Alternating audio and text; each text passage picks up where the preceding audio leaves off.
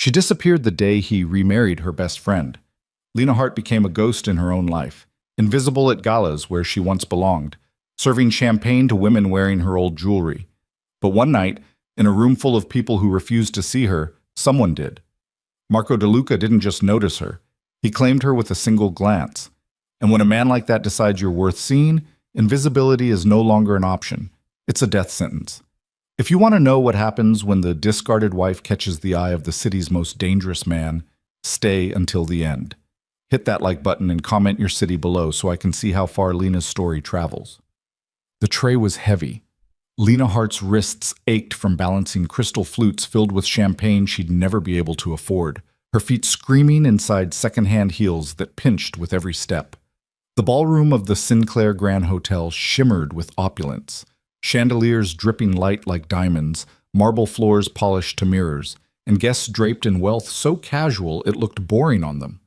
Lena moved through the crowd like smoke, invisible, forgettable, exactly as she needed to be. "Champagne," she murmured to a woman in emerald silk, her voice soft enough not to intrude. The woman took a glass without looking at her, turning back to her companion mid-laugh. Lena's smile stayed fixed, professional, empty. She'd perfected that smile in the 18 months since her divorce, the kind that said, "I'm here to serve, not to exist." It was safer that way. She wound through clusters of executives and socialites, their conversations a blur of stock portfolios and vacation homes. Once she'd stood among them. Once she'd worn gowns like theirs, laughed at the same hollow jokes, pretended the champagne tasted better than it did. But that life had ended the day her husband's affair became public knowledge, the day he'd chosen her former best friend over 18 years of marriage. Now, Lena catered their parties. "Excuse me." A man's hand brushed her elbow, accidental, impersonal. She stepped aside automatically, letting him pass without acknowledgement. That was the trick to this job. Be present, but not there. Move like furniture. Smile like wallpaper. Her manager's voice crackled through her earpiece. "Lena, VIP lounge needs service, North Corridor, 3rd floor." She pressed the tiny microphone clip to her collar. "Copy that." The VIP lounge, of course. That's where the real power congregated, the ones who didn't need to prove anything to anyone, who attended galas like this out of obligation rather than aspiration. Lena had only been up there twice before. The tips were generous, but the atmosphere made her skin crawl. Too much money. Too much danger hiding behind expensive suits. She refilled her tray in the service corridor, her reflection catching in the polished brass of the cart. Dark hair twisted into a severe bun, minimal makeup, a black uniform designed to erase femininity. She barely recognized herself anymore. The woman who'd once spent hours choosing the perfect dress for events like this had been replaced by someone who needed to disappear. Better invisible than pitied. The elevator ride to the 3rd floor was mercifully empty. Lena closed her eyes, breathing deeply. Just 3 more hours. 3 more hours, and she'd collect her paycheck, take the late bus home to her studio apartment in a neighborhood she'd never heard of 2 years ago, and collapse into bed too exhausted to dream. That was survival now. That was enough. It had to be. The VIP lounge sprawled across the entire north wing, floor-to-ceiling windows overlooking the city, leather furniture that probably cost more than her annual salary, lighting so subtle it felt like dusk even at 9 p.m. A handful of guests occupied the space, their voices low and controlled. Power didn't need volume. Lena approached a small group near the bar, her tray perfectly balanced. "Champagne." Finally, a silver-haired man in an immaculate tuxedo plucked 2 glasses, handing one to his companion without thanking her. Lena moved on. She was refilling empty glasses on a side table when she felt it, that peculiar prickle at the base of her skull, the animal awareness of being watched. Her hands faltered for just a second before muscle memory took over. She didn't look up. She'd learned that lesson early in this job. Eye contact invited conversation, and conversation invited recognition, and recognition invited questions she couldn't afford to answer. But the weight of that gaze didn't lift. Lena finished her task, turning smoothly toward the next cluster of guests. Her peripheral vision caught him then. A man standing alone near the windows, one hand in his pocket, the other holding a tumbler of what looked like whiskey. He wasn't looking at the view, he was looking at her. "Don't engage, keep moving." She angled toward a group of women near the fireplace, her smile automatic. Champagne? No, thank you, dear.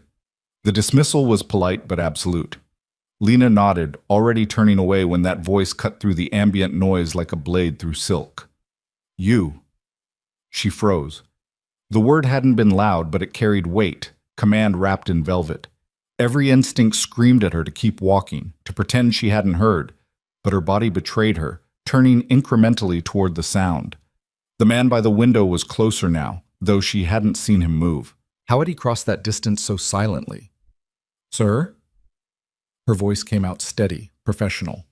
A small victory. He was tall. She registered that first. Broad shoulders filling out a charcoal suit that probably cost more than her car had before the repo company took it. Dark hair touched with silver at the temples, sharp jaw, and eyes that Lena's breath caught. His eyes weren't just looking at her. They were seeing her, actually seeing her, the way no one had in so long she'd forgotten what that felt like. Not looking through her or past her, but directly into her, dissecting and assessing with an intensity that made her want to step back. She didn't. Some stubborn pride she'd thought was dead kept her rooted. Champagne? She offered, lifting her tray. Professional, detached, safe. A ghost of a smile touched his mouth. Not amusement, something darker. I don't drink champagne. Of course. She started to turn away. What's your name? The question stopped her mid-step. Guests didn't ask servers their names. They didn't engage beyond the transaction of service. And something about this man, the way he stood, the way the space around him seemed to bend in deference, told her he knew that rule better than anyone. Lena. The truth slipped out before she could catch it, before she could offer the standard deflection. She cursed herself internally. Lena. He repeated it like he was testing the weight of it, the shape. You don't belong here. Her spine stiffened. I'm with the catering company, sir. If there's an issue with the service, that's not what I meant. His voice was low, almost gentle, but something in it made her pulse spike. This wasn't the casual condescension she'd grown used to from wealthy guests. This was something else, something that felt like being examined under a microscope. I should continue my rounds, Lena said carefully, taking a small step back. Enjoy your evening. She turned before he could respond, moving toward the opposite side of the lounge with measured calm, even though her heart was hammering. Behind her, she felt that gaze following, tracking her movement like a predator watching prey. Don't look back. Don't engage. Do your job and leave. But 20 minutes later, when she returned to the bar to refill her tray, there was a business card waiting on the polished granite surface. Heavy cardstock. Expensive. Just a name, Marco DeLuca, and a phone number. No title, no company, nothing else. Lena stared at it, her hand hovering over the card. He told me to make sure you got that. The bartender, a young man she vaguely recognized from other events, looked nervous. Said it was important. Who is he? The question escaped before she could stop it. The bartender's eyes widened slightly. You seriously don't know? Should I? He glanced around, then leaned closer, lowering his voice. Marco DeLuca owns half this city. Real estate, construction, shipping, other things people don't talk about in public. He's not someone you say no to. Something cold slithered down Lena's spine. I didn't say yes to anything. Didn't have to. The bartender straightened, already moving away to serve another guest. He decided. That's how it works with men like that. Lena picked up the card with trembling fingers, then set it back down like it had burned her. She didn't need this. Didn't need him, whoever he was. She needed to finish her shift, get paid, and maintain the careful invisibility that kept her safe. But when she turned to leave, Marco DeLuca was standing 10 feet away, watching her with that same unsettling intensity. Their eyes met.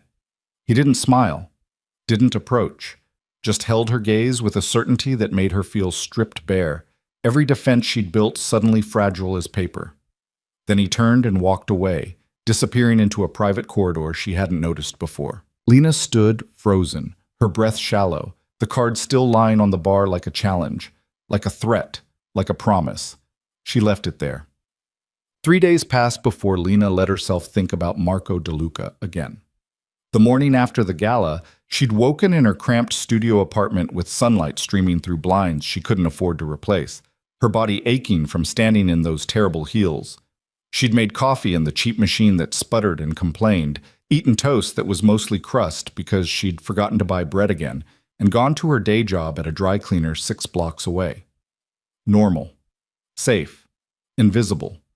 But at night, alone in the dark, she kept seeing those eyes, kept hearing that voice saying her name like it meant something, kept feeling the weight of being truly seen for the first time in 18 months. It terrified her. On the 4th day, her phone rang during her lunch break. Unknown number. Lena stared at it, her sandwich forgotten. She almost let it go to voicemail. Almost. Hello? Lena Hart. Not a question. That voice, dark and certain. You didn't call. Her hand tightened on the phone. I don't know who this is. A pause, and she could hear the smile in his response. Yes, you do. She should hang up, block the number, forget this ever happened. Instead, she found herself saying, How did you get my number? Does it matter? Yes. Her voice came out sharper than intended. It matters very much when a stranger calls me using information I didn't provide. I'm not a stranger, Lena. We met. We spoke. You know my name. Knowing your name doesn't make you less of a stranger. Fair enough. There was something like approval in his tone now. Have dinner with me, tomorrow night. No. Why not? The question was so genuinely curious, so stripped of assumption, that it caught her off guard. Why not? Because she'd learned to be invisible. Because men with power and money took what they wanted and discarded it when they were done. Because her ex-husband had taught her that being seen meant being vulnerable, and vulnerable meant being destroyed. I don't know you, she said finally. That's the point of dinner, to know each other. I'm not interested in whatever this is. What do you think this is? Lena closed her eyes, pressing her fingers against the bridge of her nose. I think you're a man who's used to getting what he wants. I think you saw someone you found momentarily interesting and decided to pursue it. I think you'll lose interest the moment I become complicated. And I think I don't have the energy for any of it. Silence stretched between them. She waited for the click of disconnection, for the anger or dismissal that usually came when she said no to men who thought they were entitled to yes. Instead, Marco said quietly, What if you're wrong? I'm not. Prove it. One dinner. If I'm everything you think I am, you'll have confirmation and I'll leave you alone. If I'm not, he let the sentence hang, unfinished. You might find yourself surprised. I don't like surprises. I know. Something in the way he said it made her pulse quicken. That's why you work jobs where you're invisible. That's why you've built walls so high you think they're protecting you. But they're not, Lena. They're suffocating you. Her breath caught. You don't know anything about me. I know you didn't take my card, but you remember every word written on it. I know you're standing in the break room of a dry cleaner's on 5th and Market, eating a sandwich that's mostly bread because protein is expensive. I know you take the bus because your car was repossessed 7 months ago. I know your ex-husband remarried your former best friend, and you weren't invited to the wedding even though half the city was. Lena's sandwich fell from nerveless fingers, hitting the table with a soft thud. How? I make it my business to know things, especially when something interests me. I'm not something. Her voice shook with anger, with fear, with something else she couldn't name. I'm a person, and you don't get to investigate me like I'm an acquisition. You're right. No defensiveness, just acknowledgement. I apologize. That was invasive. The immediate concession surprised her more than the revelation of how much he knew. Men like him, powerful men, wealthy men, didn't apologize. They justified, they deflected, they blamed. They didn't simply say you're right and mean it. Why me? The question came out smaller than she'd intended. There were dozens of women at that gala. Beautiful, successful, available women. Why notice the one serving drinks? Because you're the only one who was real. Lena laughed, but it came out bitter. I'm a divorced woman working 3 jobs to keep a studio apartment I can barely afford. Real isn't glamorous. No, Marco agreed. But it's interesting. Glamour is performance. You stopped performing a long time ago. That's rare. That's... He paused, seeming to choose his words carefully. That's worth knowing. One dinner.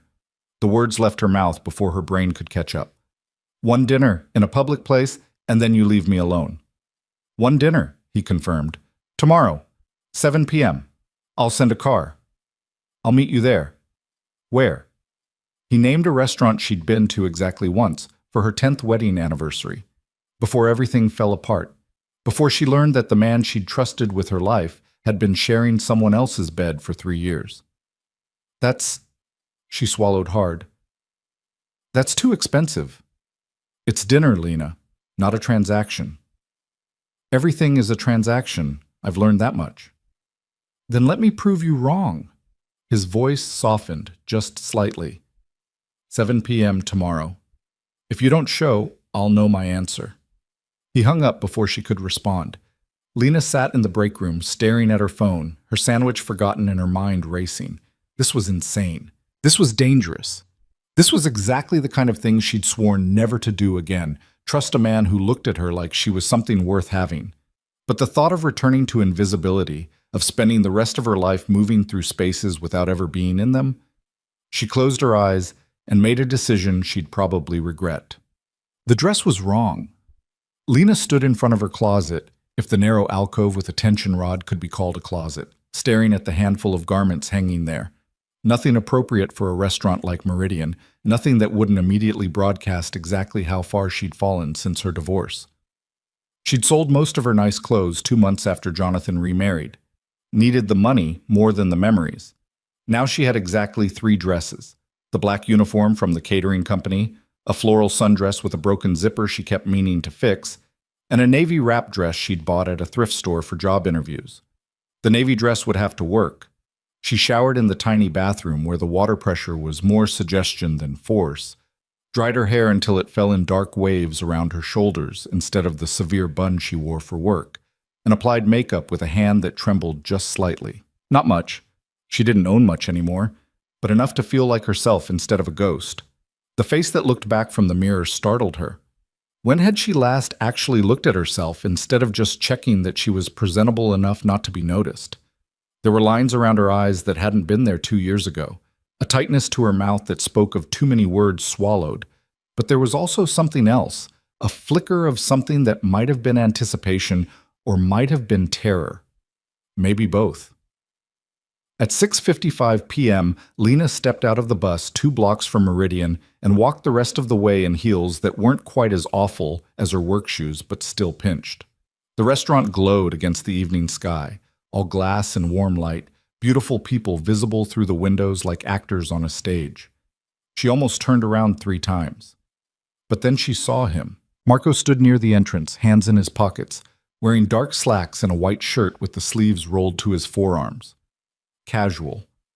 Almost approachable. Except for the way every person who passed him gave a wide berth, that instinctive recognition of predator, even when the predator was still. He saw her the moment she rounded the corner. His posture shifted, not obviously, just a subtle straightening, a focus that felt like being caught in a spotlight. Lena forced herself to keep walking, to not run, to meet this moment with whatever dignity she had left. "You came." He said it quietly, like he'd genuinely been uncertain. "I said I would." People say a lot of things. I'm not people. His mouth curved, not quite a smile, but close. "No, you're not." He offered his arm. After a moment's hesitation, Lena took it, and they walked into Meridian together. The maitre d' greeted Marco by name, led them to a corner table with a view of the city lights sprawling below, and vanished with a discretion that suggested he'd done this many times before. Lena settled into her chair, hyper-aware of the other diners, of the weight of silverware she hadn't held in months, of the wine list presented to Marco like it was the Dead Sea Scrolls. "You choose," he said, sliding the leather-bound book toward her. "I'm curious what you like." A test. Everything was always a test with men like this. Lena scanned the list, her eyes catching on a burgundy she'd loved once, before she'd learned to drink boxed wine, because it was cheaper and lasted longer. The Chambol Moussigny, she said quietly, if that's acceptable. Marco relayed the choice to the sommelier without looking at the price. Lena tried not to calculate how many hours she'd have to work at the dry cleaner to afford a single glass. Tell me something true, Marco said once they were alone again. What? Something true. About you. Not what you think I want to hear, not what's polite or safe. Something true. Lena studied him, this man who'd upended her careful invisibility with a single glance. Why does it matter? Because lies are easy. I want to know who you actually are. You already investigated me. You know who I am. I know facts. I don't know you. The wine arrived. Marco let her taste it first, another small gesture that shouldn't have mattered, but did. The burgundy was exactly as she remembered, complex, layered, perfect. It tasted like a life she used to have. I hate champagne, Lena said suddenly. I always have. It's too sweet, too bubbly, too celebratory. And I spent years drinking it at galas and fundraisers because that's what women like me were supposed to drink. Elegant, sophisticated, empty. Marco's eyes never left her face. What do you actually like? This. She lifted her glass. Red wine. Bourbon sometimes. Drinks that have weight to them. Substance. Noted. He took a sip of his own wine. What else? What do you mean? What else do you hate that you pretended to love? The question cracked something open inside her. Lena looked down at the table, at the pristine white cloth and the gleaming silverware, and found herself speaking truths she'd never said aloud. I hated the fundraisers, hated the luncheons where women competed over whose charity was more important, hated the country club, the tennis lessons, the book club that never actually read books. The words spilled out faster now, a dam breaking.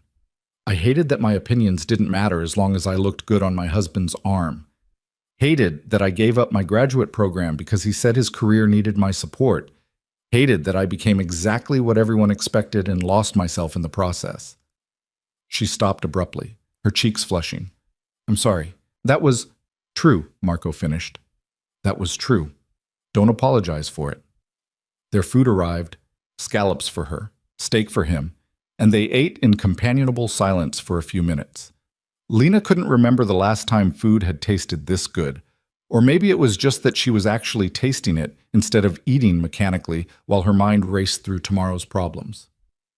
Your turn, she said finally. Something true.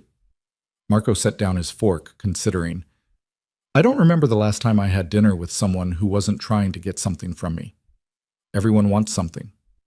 Yes, but most people pretend they don't. You're honest about it. You told me on the phone exactly what you thought I was. No performance. And what am I trying to get from you? Nothing. He said it with certainty. You didn't want this dinner. You came anyway, but not because you want my money or my connections or whatever reputation you think I have. You came because some part of you is tired of being invisible. Lena's breath caught. You don't know that. Don't I? He leaned forward slightly. You work 3 jobs to survive, but you could call your ex-husband, ask for help. You were married 18 years. There's alimony, assets, legal recourse, but you haven't. Why? Because I don't want anything from him. Exactly. You'd rather break yourself into pieces than ask for help from someone who hurt you. That's pride. That's strength. That's also incredibly lonely. Tears prickled behind Lena's eyes. She blinked them back furiously, reaching for her wine glass to hide the reaction. You think you have me figured out? No. I think you're more complicated than you let anyone see. I think you've spent so long being invisible that you've forgotten how to be anything else. And I think... He paused, his gaze intense. I think you're terrified that if someone actually sees you, they'll confirm what your ex-husband made you believe, that you're not worth keeping. Stop. The word came out sharp, raw. You don't get to psychoanalyze me like I'm some kind of project. You're right. No defensiveness, just acknowledgement. Again. I'm sorry. Lena set down her wine glass, her hands shaking. This was a mistake. She should never have come here. Should never have let herself believe that dinner with a stranger could be anything other than painful. But before she could make an excuse to leave, Marco said quietly, "I was married once." She looked up, startled. 12 years, he continued. She was perfect. Beautiful, intelligent, connected to the right families. Everyone said we were an ideal match. His jaw tightened almost imperceptibly. She died 4 years ago, cancer. And for 2 years after, I didn't let myself feel anything. Built walls, stayed busy, convinced myself that was enough. What changed? Lena heard herself ask. I realized the walls weren't protecting me. They were ensuring I'd never have to risk being hurt again, which meant I'd never have to risk being alive again either. He met her eyes. Sound familiar? It did. It sounded exactly like the last 18 months of her life. I'm not looking for a relationship, Lena said carefully. I can't be what you might want. What do you think I want? I don't know, but men like you, powerful, wealthy men, you don't notice women like me unless you want something. Sex, maybe. Or the ego boost of rescuing someone, or what if I just want to know you? The simplicity of the statement stopped her. Why? She whispered. Because when I saw you at that gala, moving through that room like you were trying to disappear, I recognized something. Someone who'd survived by becoming invisible. Someone who'd forgotten they were allowed to take up space. He paused. I spent 2 years like that. I know what it costs, and I know what it takes to come back from it. You think you can fix me? No. I think you can fix yourself if you stop believing you're broken. Lena stared at him, this man who spoke in truths that cut like knives, who saw through every defense she'd built, who looked at her like she was something more than a cautionary tale. I don't know how to do this, she admitted. I don't know how to be visible again. You don't have to know. You just have to be willing to try. The rest of dinner passed in a blur of conversation that felt nothing like the stilted small talk Lena had grown used to. Marco asked questions, real questions, about her abandoned graduate work in art history, about the books she actually read instead of the ones she'd pretended to discuss at her old book club, about what she wanted instead of what she thought she should want. And slowly, tentatively, Lena answered. Not performing, not pretending, just talking. It was terrifying. It was exhilarating. It was the first time in 18 months she'd felt like a person instead of a function. When the check came, discreetly presented in a leather folder, Marco handled it without letting her see the total. They walked out into the cool night air, and Lena realized with a start that 3 hours had passed. 3 hours that felt like 30 minutes. I'll take you home, Marco said. I can take the bus. I know you can. I'm offering to drive you. A black car was already waiting at the curb, a driver emerging to open the back door. Lena hesitated, then slid inside. The interior was all soft leather and subtle lighting, more luxury in this single vehicle than in her entire apartment. Marco settled beside her, not touching but close enough that she could feel his warmth. He gave the driver an address, her address, which he shouldn't know but obviously did, and they pulled into traffic. This doesn't change anything, Lena said quietly. One dinner doesn't mean I'm ready for whatever this is. I know. I have a lot of damage, a lot of walls. I know that too. Then why? Because damage doesn't mean disposable. Walls don't mean unworthy. And because I think you've spent long enough believing both of those things. He turned to look at her, his expression serious. I'm not asking you to trust me, Lena. I'm asking you to consider the possibility that you might be worth more than you've been told. The car pulled up outside her building, a tired structure with flickering hallway lights and graffiti on the exterior wall. Lena felt a flush of shame, seeing it through his eyes. Marco walked her to the door anyway. Thank you for dinner, she said, fumbling for her keys. It was true? A small smile touched her lips. Yeah, true. Can I see you again? The question should have been simple. It wasn't. Because saying yes meant choosing to be seen, to be vulnerable, to risk being hurt again. But saying no meant returning to invisibility, to safety that felt more like suffocation every day.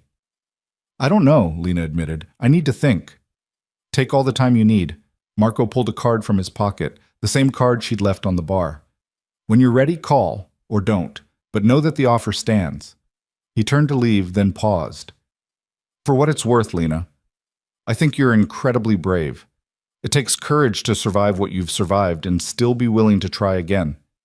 Then he was gone, disappearing into the car, leaving her standing in the doorway with her heart pounding and her mind racing. Lena climbed the stairs to her apartment, unlocked the door, and stood in the middle of her small space, this room that held everything she owned, everything she'd become. The card sat heavy in her hand. She looked at it for a long time. Then, before she could change her mind, she programmed the number into her phone. She didn't call. Not yet, but she kept it there. A possibility waiting in the dark. Outside her window, the city glittered with lights from lives being lived. And for the first time in 18 months, Lena wondered if maybe, just maybe, she could be part of that world again. If she could find the courage to step out of the shadows. If she could believe that being seen wouldn't destroy her. If she could trust that this man, this dangerous, intense, impossible man, might actually mean what he said. The question was, did she dare find out? Lena looked at her phone, at the number saved under his name, and felt something shift inside her. Not healing, not yet, but the first crack in the walls she'd built, letting in a sliver of light. It was a start. And maybe, just maybe, that was enough. Lena didn't call the next day, or the day after that. She went to work at the dry cleaner, pressed shirts until her shoulders ached, smiled at customers who didn't look at her face, and took the bus home through streets that felt simultaneously more vivid and more oppressive than before. The dinner with Marco had cracked something open inside her, not healing, but awareness. She noticed things now. The way other people moved through the world with confidence she'd forgotten how to feel. The way invisibility had become not just survival, but identity. On the third night, she lay in bed staring at her phone, Marco's number glowing on the screen. Her thumb hovered over the call button a dozen times before she finally set the phone down and turned off the light. What would she even say? "Thank you for seeing me, now please stop because it terrifies me"? The fourth day brought rain, heavy, relentless sheets that turned the city gray and made her commute miserable. Lena stood under the shelter at the bus stop, water dripping from her cheap umbrella, when a black car pulled up to the curb. The same car from dinner. The window lowered. Marco sat in the back seat, watching her with that same intensity that made her feel transparent. "Get in," he said. It wasn't a command, just a statement of fact like he knew she would and was simply waiting for her to acknowledge it. Lena should have refused, should have stayed at the bus stop and waited for public transportation like she did every other day. Instead, she folded her umbrella and slid into the warmth of his car, water pooling at her feet. "You're following me now?" she asked, not looking at him. "I was in the area." "This is 15 miles from anywhere you'd need to be." "Maybe I needed to be here." His voice held a trace of amusement. "You didn't call." "I said I needed time to think." "I know.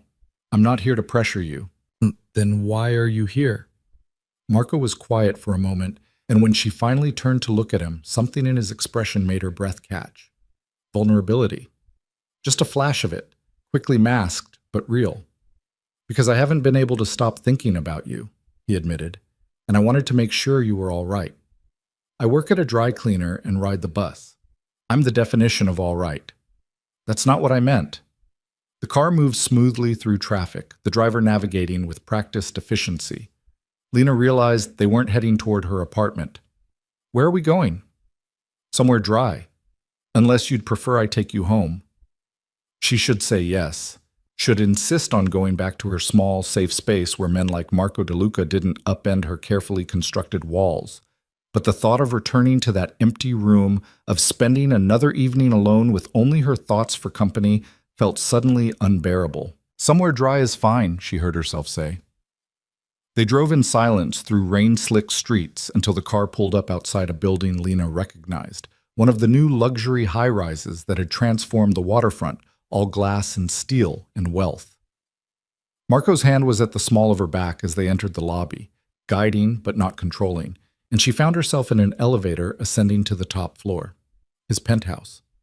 Of course it was his penthouse. The doors opened directly into a space that took her breath away. Floor-to-ceiling windows overlooking the city, modern furniture that managed to be both expensive and comfortable, art on the walls that she recognized from her abandoned graduate studies.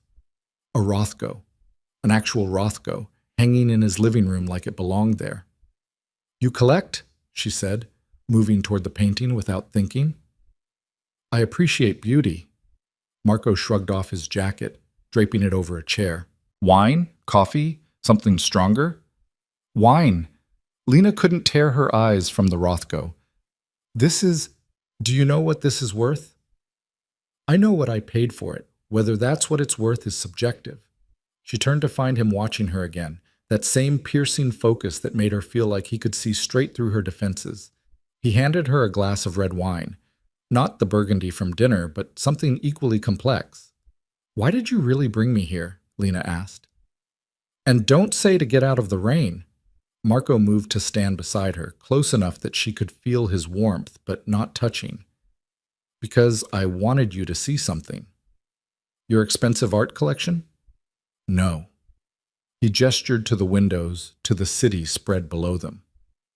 "This, all of it. I wanted you to see what the world looks like from up here instead of from the bus stop in the rain. To show me what I'm missing, what I could have if I just say yes to whatever you're offering. To show you that the invisibility you've wrapped yourself in isn't the only option." His voice was quiet, serious. "You think you have two choices, Lena. Be invisible and safe, or be seen and destroyed. But there's a third choice you haven't considered." "What's that?" "Be seen and survive anyway. Be seen and choose who gets access. Be seen on your own terms instead of someone else's." Lena took a long drink of wine, her hands trembling slightly. "You make it sound simple." "It's not simple. It's terrifying. But it's possible." She turned to face him fully, this man who'd appeared in her life like a storm and refused to let her hide. "What do you want from me, Marco?" "Really?" "The truth? Always the truth. I want to know you. Not the woman you were before your divorce, not the invisible ghost you've become. The actual you, underneath all the walls and fear and survival." He set his own glass down, his full attention on her. "I want to see if the person I think you are matches the person you actually are.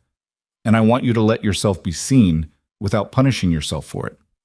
"That's a lot to want from someone you barely know." "I know. That's why I'm not demanding it. I'm asking. There's a difference." Lena moved away from him, needing space to think. She walked to the windows, pressing her palm against the cool glass. The city glittered below, millions of lights representing millions of lives. Somewhere down there was her studio apartment, her 3 jobs, her carefully maintained invisibility. "My ex-husband used to bring me to places like this," she said quietly. "Penthouses, galas, restaurants with wine lists longer than novels. He'd introduce me to important people, show me off like I was part of his collection. And I thought that's what love looked like, being displayed, being admired, being owned." Behind her, Marco's voice was carefully neutral. "And then? And then I found out he'd been sleeping with my best friend for 3 years, that every time he brought me to those places, showed me off, acted like I was precious. He was lying. To me. To everyone. I was just a prop in his performance of success. I'm not him." "I know." Lena turned, meeting his eyes. "That's what scares me. Because if you're not him, if you actually mean what you say, then I have to face the possibility that I was wrong, that I gave up everything, my education, my dreams, my sense of self, for a man who never valued any of it. And if I was that wrong about him, how can I trust my judgment about you?" Marco moved toward her slowly, giving her time to step back if she wanted. She didn't. He stopped a foot away, close enough that she had to tilt her head to maintain eye contact. "You can't," he said simply. "Trust isn't logical. It's a choice you make despite the risk, despite the fear, despite every reason you have to protect yourself. Then why should I choose it? Because the alternative is spending the rest of your life half alive. And I don't think you want that anymore, or you wouldn't have come to dinner. You wouldn't be here right now." Lena's chest tightened. He was right. She hated that he was right. "I don't know how to do this," she whispered. "I don't know how to let someone see me without waiting for them to find me lacking." "Then don't wait for it. Assume I already see your flaws, and I'm here anyway." "You don't know my flaws. You're stubborn to the point of self-destruction. You'd rather suffer than ask for help. You've convinced yourself that wanting anything beyond survival is selfish. You hide behind service jobs because if no one sees you, no one can reject you. His voice was gentle but unflinching. Am I close? Lena's breath came shallow. That's not fair. It's also not a deal breaker. We all have damage, Lena. Mine just comes with better real estate. Despite everything, she almost smiled. Almost. What's your damage? She asked. I control things. People, situations, outcomes. I tell myself it's about efficiency, about power, about maintaining what I've built. But really it's about fear. If I control everything, nothing can surprise me. Nothing can hurt me. He paused. Until you. I can't control you. Can't predict you. And instead of walking away like I should, I keep coming back. Why? Because you're the first real thing I've encountered in 4 years. And I'm tired of living in a world where everything is a transaction and everyone wants something. Lena studied him, this powerful man admitting weakness like it was nothing, like vulnerability wasn't something to be weaponized. I'm not going to be easy, she said finally. I don't want easy. I want real. I have panic attacks sometimes, when spaces get too crowded or too quiet, when I feel trapped. Okay, I have debt I'm drowning in. I'll probably never pay it all off. That's not what I care about. I don't trust easily. I might never trust you completely. Trust is earned, not demanded. I can live with that. Lena felt something crack inside her, wider than before. What if I'm not worth all this effort? Marco's hand came up, fingers gentle against her jaw, tilting her face toward his. What if you are, and you've just forgotten? The kiss happened slowly, so slowly she could have stopped it a dozen times. His mouth brushed hers, questioning rather than claiming, and when she didn't pull away, he deepened it.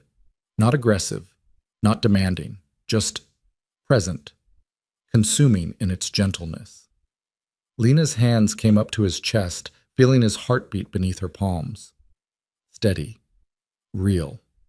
She kissed him back, pouring 18 months of loneliness and fear and desperate hope into it, and when they finally broke apart, she was shaking. I can't do this casually, she said, her voice unsteady. I can't be something you try on and discard when it gets complicated. I don't do anything casually. Marco's thumb traced her cheekbone. And complicated doesn't scare me. It should. Probably, but I've never been particularly good at self-preservation where you're concerned. Lena laughed, but it came out more like a sob. This is insane. We barely know each other. Then let's fix that. He stepped back, giving her space. Stay. Have dinner with me. Not at a restaurant. Here, let me cook for you. You cook? I'm Italian. Of course I cook. Something about the casual way he said it, the hint of personality beneath the intensity, made her decision easier. Okay, Lena said, but I'm helping. They moved to the kitchen, a chef's dream of marble and steel, and Marco pulled ingredients from a refrigerator that actually had food in it. Fresh pasta, San Marzano tomatoes, basil that smelled like summer. He worked with practiced efficiency, and Lena found herself chopping garlic while he prepared the sauce, their movements developing an easy rhythm. My grandmother taught me, Marco said, stirring the tomatoes. Said a man who couldn't feed himself was half a person. Was she right? About that? Yes. About most things, actually. She was terrifying and wonderful in equal measure. Is she still alive? No, she died when I was 17, but I still hear her voice sometimes, usually when I'm about to make a stupid decision. Lena smiled, slicing basil into thin ribbons. What does she say? Marco Antonio De Luca, you're being an idiot. Stop it. He said it with such perfect Italian inflection that Lena actually laughed. A real laugh.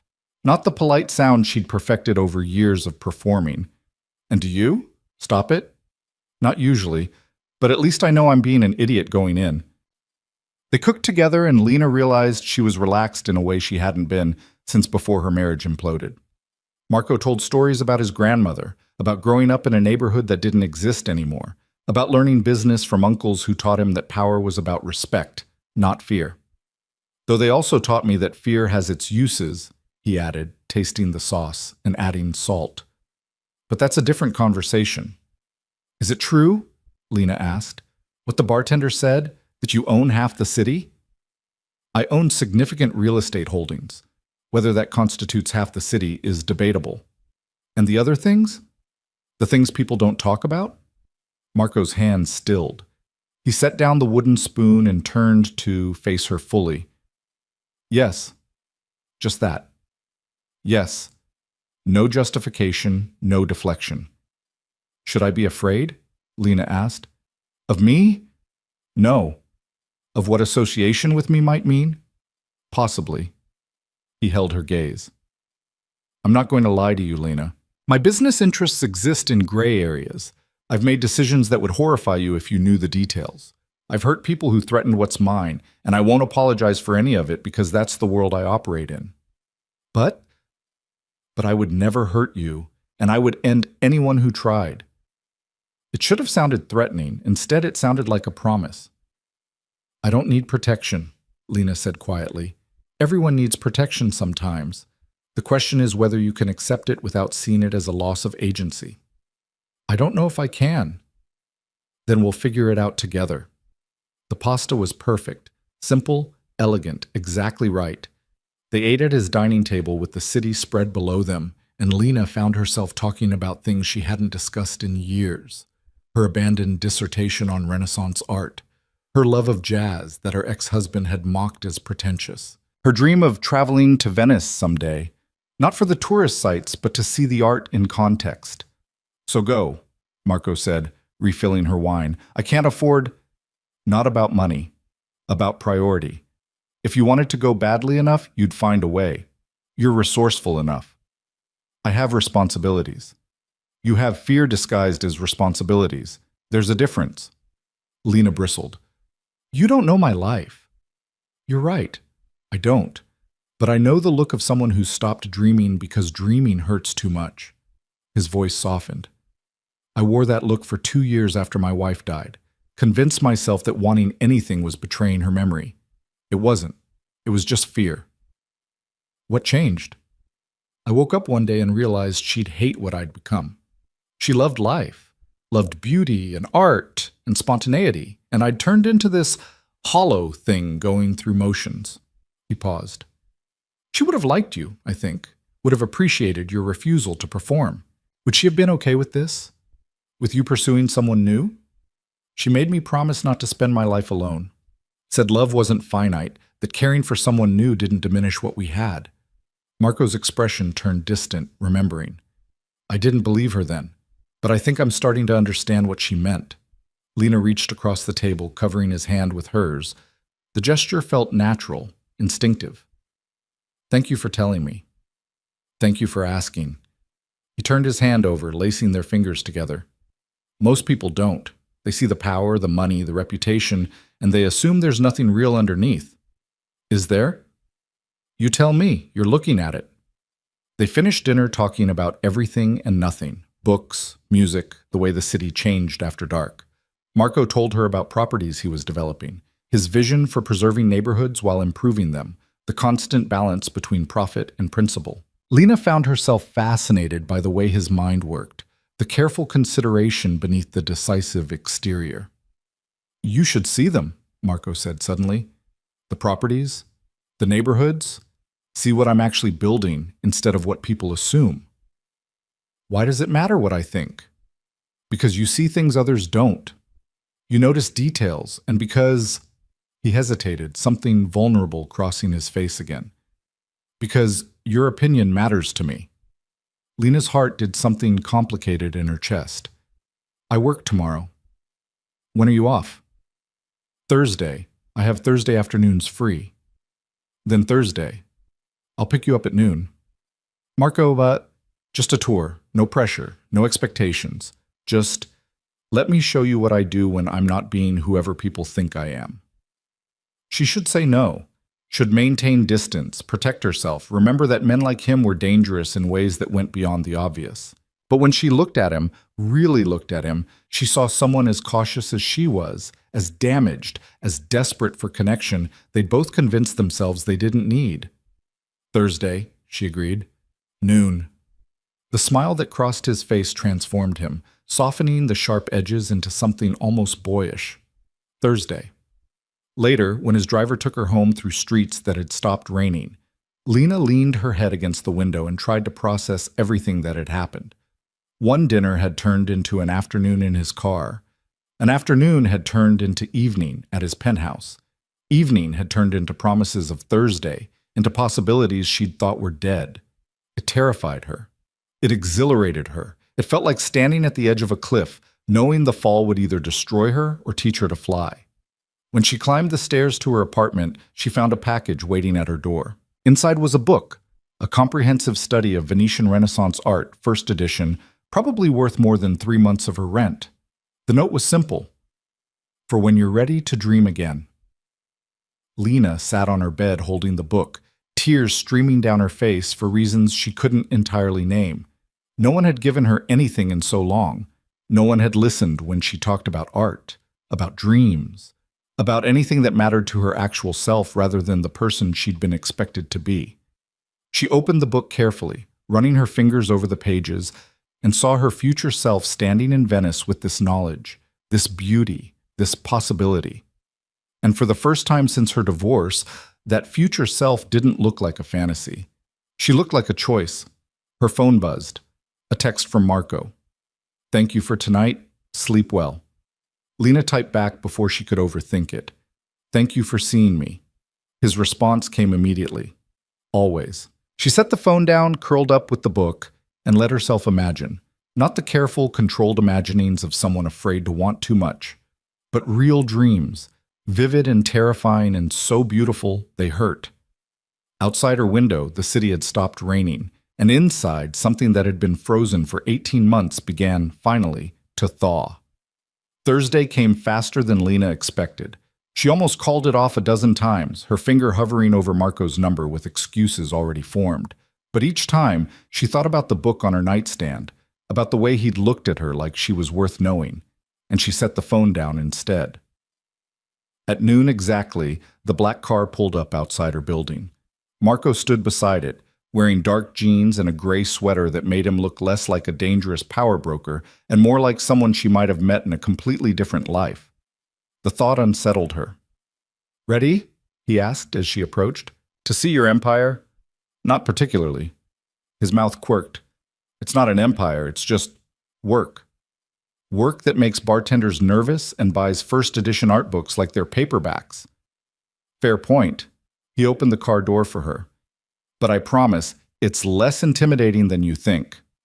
They drove through the city, Marco pointing out buildings and blocks with the enthusiasm of someone genuinely invested in their transformation. He showed her a neighborhood that had been abandoned 5 years ago, now transformed into mixed-income housing with ground-floor spaces for local businesses. "The key is not displacing people," Marco explained as they walked through a community garden that hadn't existed 6 months ago. "Anyone who lived here before gets first option on the new units at their old rent. Local businesses get below-market rates for 5 years.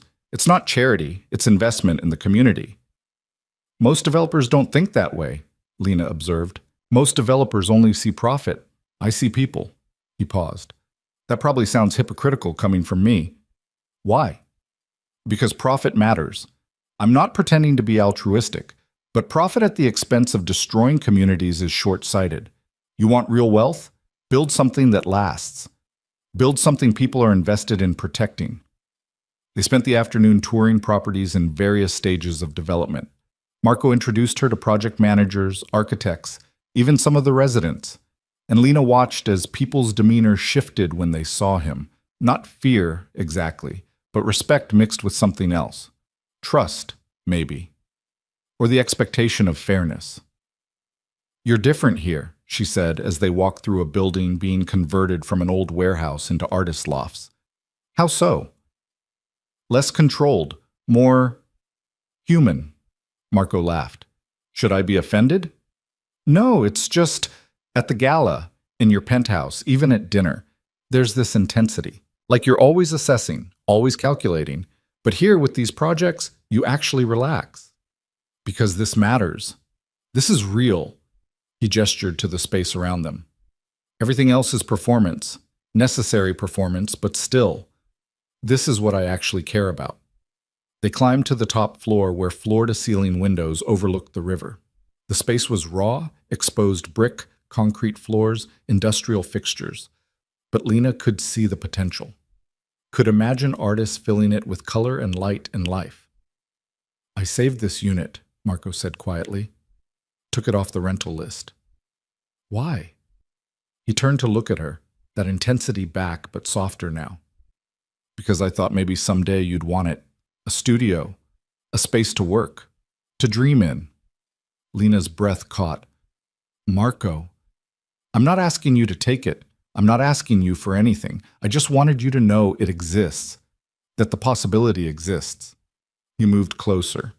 You talked about your abandoned dissertation, about art history, about dreams you gave up. This space could be yours if you ever want to reclaim them. I can't afford.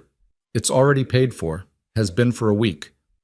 She stared at him, emotions warring inside her. Gratitude, anger, fear, hope. You can't just buy me a studio. I can do whatever I want with my property. If I choose to keep one unit empty on the chance that someday you might need it, that's my decision. It's too much. It's an empty room, Lena. It only becomes too much if you let it mean too much. Everything with you means too much. The words came out more vulnerable than she'd intended. You show up in my life and suddenly there are possibilities I thought were dead.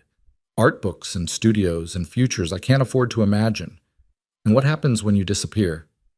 When you realize I'm not worth the effort? I'm left with all these dreams and no way to survive them. Marco's hands framed her face, gentle but firm. I'm not going to disappear. I'm not your ex-husband. I don't make promises I can't keep. Everyone says that. I know. His thumb traced her cheekbone. And I know trust is earned, not declared. So I'm not asking you to trust me. I'm asking you to let me prove it, week by week, day by day, until you believe it. And if I can't, if I'm too damaged to ever fully trust anyone again, then we work with what you can give. Partial trust is better than none. Guarded hope is better than despair. Whatever you're capable of, Lena, I'll take it. Because even your fragments are more real than most people's wholeness. She kissed him then, pulling him down to her, desperate and afraid and so tired of fighting herself. Marco responded immediately, his arms wrapping around her like he could shield her from every fear, every doubt, every memory that told her this couldn't be real. When they finally broke apart, Lena pressed her forehead to his chest, listening to his heartbeat. I don't know how to do this, how to want something without waiting for it to be taken away. One day at a time, one choice at a time. His hand stroked her hair. And I'll be here, for all of it. They stood in that empty studio as afternoon light turned golden, holding each other while the city moved below. And Lena let herself imagine, just for a moment, what it might feel like to claim this space, to fill it with books and art and dreams she'd thought were buried with her marriage. It felt like possibility, like risk, like the first real breath she'd taken in 18 months. And as Marco's arms tightened around her, she thought maybe, just maybe, she could learn to believe in it. Learning to believe turned out to be harder than Lena had anticipated. Over the next 3 weeks, Marco became a constant presence in her life. Not overwhelming, but steady. He'd text her good morning before she left for the dry cleaner. He'd send a car on rainy evenings when the bus would have left her soaked. He'd show up at her building on her days off with coffee and pastries from a bakery she'd mentioned loving once, years ago, before her budget had shrunk to necessities only. And slowly, cautiously, Lena let him in. They fell into a rhythm that felt almost normal. Dinners at his penthouse where she'd help him cook, and they'd argue about whether Caravaggio was a genius or just dramatic. Walks through the neighborhoods he was developing, where she'd offer observations about community spaces, and he'd actually listen, actually implement her suggestions. Quiet evenings where they'd sit on his couch and she'd read while he worked, the silence comfortable rather than oppressive. It was the kind of relationship she'd thought only existed in movies, easy and complicated in equal measure, built on conversation and genuine interest rather than performance and expectation. But Lena kept waiting for the trap to spring, for the moment when Marco would reveal what he actually wanted, what she'd have to give up to keep him. Because men like him didn't invest this much time in women like her without expecting something in return. She just hadn't figured out what yet. The explosion came on a Tuesday. Lena was at the dry cleaner, pressing a businessman's shirts while half listening to the small television in the back room, when her phone erupted with notifications. Text after text, call after call, all from numbers she didn't recognize. She ignored them at first, focused on getting the caller crease exactly right, but when her manager appeared in the doorway looking uncomfortable, her stomach dropped. Lena, there are reporters outside. They're asking for you. The shirt slipped from her hands. What? I don't know what's going on, but they've got cameras. They're blocking the entrance. I need you to... Her manager shifted awkwardly. I need you to handle this. Away from the store. Lena's hands trembled as she untied her apron. I don't understand. Why would reporters want to talk to me? But even as she said it, dread coiled in her stomach. There was only one reason reporters would care about a divorced woman working at a dry cleaner. Only one connection that would make her newsworthy. Marco. She walked to the front of the store on legs that felt disconnected from her body. Through the window she could see them, 3 people with cameras and microphones, and behind them, a face that made her blood turn to ice. Jonathan, her ex-husband. Standing with his arm around Melissa, Lena's former best friend, now his wife, looking directly at the dry cleaner with an expression of calculated concern. I can't, Lena whispered. I can't go out there. You have to. They're disrupting business. Her manager's voice was sympathetic but firm. I'm sorry, Lena, but you need to deal with this. Lena pushed through the door into chaos. Ms. Hart, is it true you're involved with Marco DeLuca? How long have you been seeing him? Does he know about your financial situation? Jonathan Hart, can you comment on your ex-wife's new relationship? The questions came like bullets, disorienting and relentless. Lena froze on the sidewalk, her mind blank with panic. This was her nightmare: exposure, scrutiny, being visible in the worst possible way. Jonathan stepped forward, his expression perfectly calibrated to look worried rather than vindictive. She knew that look, had fallen for it 1,000 times during their marriage. Lena, I'm concerned about you, he said, loud enough for the cameras to catch. Getting involved with a man like DeLuca, you have to understand the kind of danger that puts you in. I'm not... Lena's voice came out weak. I'm not discussing my private life. Private? Melissa spoke up, her voice dripping with false sympathy. Honey, it stopped being private when you started dating a known criminal. We're just worried about you. Marco's not a criminal. The words came out stronger than Lena felt. Really? Jonathan pulled out his phone, showing her a screen she couldn't quite see. Because there are some very interesting connections between his businesses and some very questionable people. Did you know that? Or were you too busy enjoying his money to ask questions? The reporters ate it up, cameras swiveling between them like spectators at a tennis match. I need you to leave, Lena said, hating how her voice shook. Both of you, this is harassment.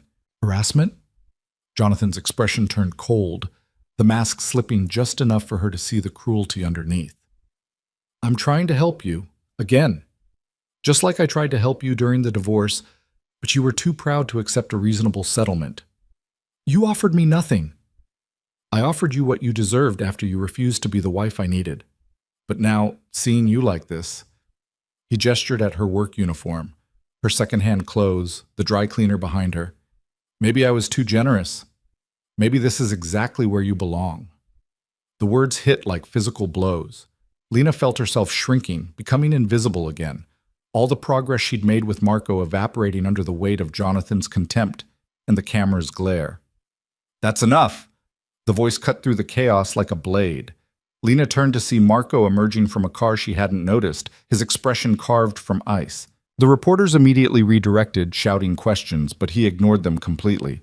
His focus was entirely on Jonathan. You're going to leave, Marco said quietly. Dangerously. Right now. Jonathan actually stepped back, an involuntary response to whatever he saw in Marco's eyes. But he recovered quickly, that false concern back in place. I'm just looking out for Lena. Someone has to, since she clearly can't make good decisions on her own. Her decisions are none of your concern. You lost that right when you divorced her. I'm still her. You're nothing to her. Marco's voice dropped even lower, and several reporters leaned in to catch it. You're a man who cheated on his wife, humiliated her publicly, and then tried to destroy her financially out of spite. So whatever concern you're performing right now, save it. No one believes you. Melissa clutched Jonathan's arm, whispering something urgent. Jonathan's jaw tightened, but he was smart enough to recognize when he was outmatched. Fine. We're leaving. But Lena, he turned to her one last time. When this falls apart, when he's done with you and you have nothing left, don't come crying to me. She won't need to, Marco said, because I'm not you. Jonathan and Melissa left, climbing into their Mercedes with as much dignity as they could salvage. But the reporters remained, cameras still rolling, questions still flying. Marco turned to them with an expression that made several people actually retreat. This is what's going to happen, he said, his voice carrying without being raised. You're going to delete any footage of Ms. Hart. You're going to leave this location immediately, and you're going to forget you were ever here. Mr. DeLuca, the public has a right to nothing concerning Miss Hart's private life. She's not a public figure. She's not seeking attention. And anyone who publishes anything about her will find themselves dealing with legal consequences they're not prepared for. He paused, letting that sink in. Are we clear? The reporters exchanged glances. One started to argue, but an older man with a camera shook his head sharply. They knew who Marco was, knew what fighting him would cost. Within 2 minutes, the sidewalk was clear. Marco turned to Lena, his expression softening immediately. Are you okay? She wanted to say yes, wanted to be strong and unaffected. Instead, she felt tears burning behind her eyes and a scream building in her chest. I need to get out of here, she whispered. He had her in the car before she could process moving, before her manager could emerge from the dry cleaner, before the panic fully hit. The driver pulled away smoothly, and Marco's arm came around her shoulders, solid and warm, and the only thing keeping her from shattering. I'm sorry, Marco said quietly. This is my fault. I should have anticipated. How? Lena's voice broke. How could you anticipate my ex-husband weaponizing our relationship for what? Revenge? Attention? I don't even know what he gets out of humiliating me. Control. He gets to feel powerful by making you feel small. Well, it worked. She pressed her hands to her face, trying to hold back the tears. I just want to be invisible again. I want to go back to before, when no one cared who I was or what I did. No, you don't. The certainty in his voice made her look up. You don't get to tell me what I want. You're right. I don't. Marco's hand cupped her face, gentle despite the intensity in his eyes. But I know what you needed when I met you, invisibility, safety, protection from being hurt again. And I know what you've discovered over the past few weeks, that being seen isn't the same as being destroyed, that wanting things doesn't make you weak, that you're stronger than you thought you were. I don't feel strong right now, because someone you trusted tried to tear you down in public. That's not weakness, Lena. That's trauma. There's a difference. She closed her eyes, leaning into his touch. What happens now? Those reporters might not publish, but people saw. People know. My manager knows. What if I lose my job? What if this follows me everywhere? Then I make it go away. You can't just make reality disappear. No, but I can make consequences for anyone who tries to hurt you with it. His voice hardened. And I can ensure your ex-husband understands that coming after you again would be a very bad decision. Something in his tone made Lena's eyes snap open. Marco, what does that mean? It means I protect what's mine. I'm not yours to protect. Aren't you? He held her gaze. We've spent 3 weeks building something.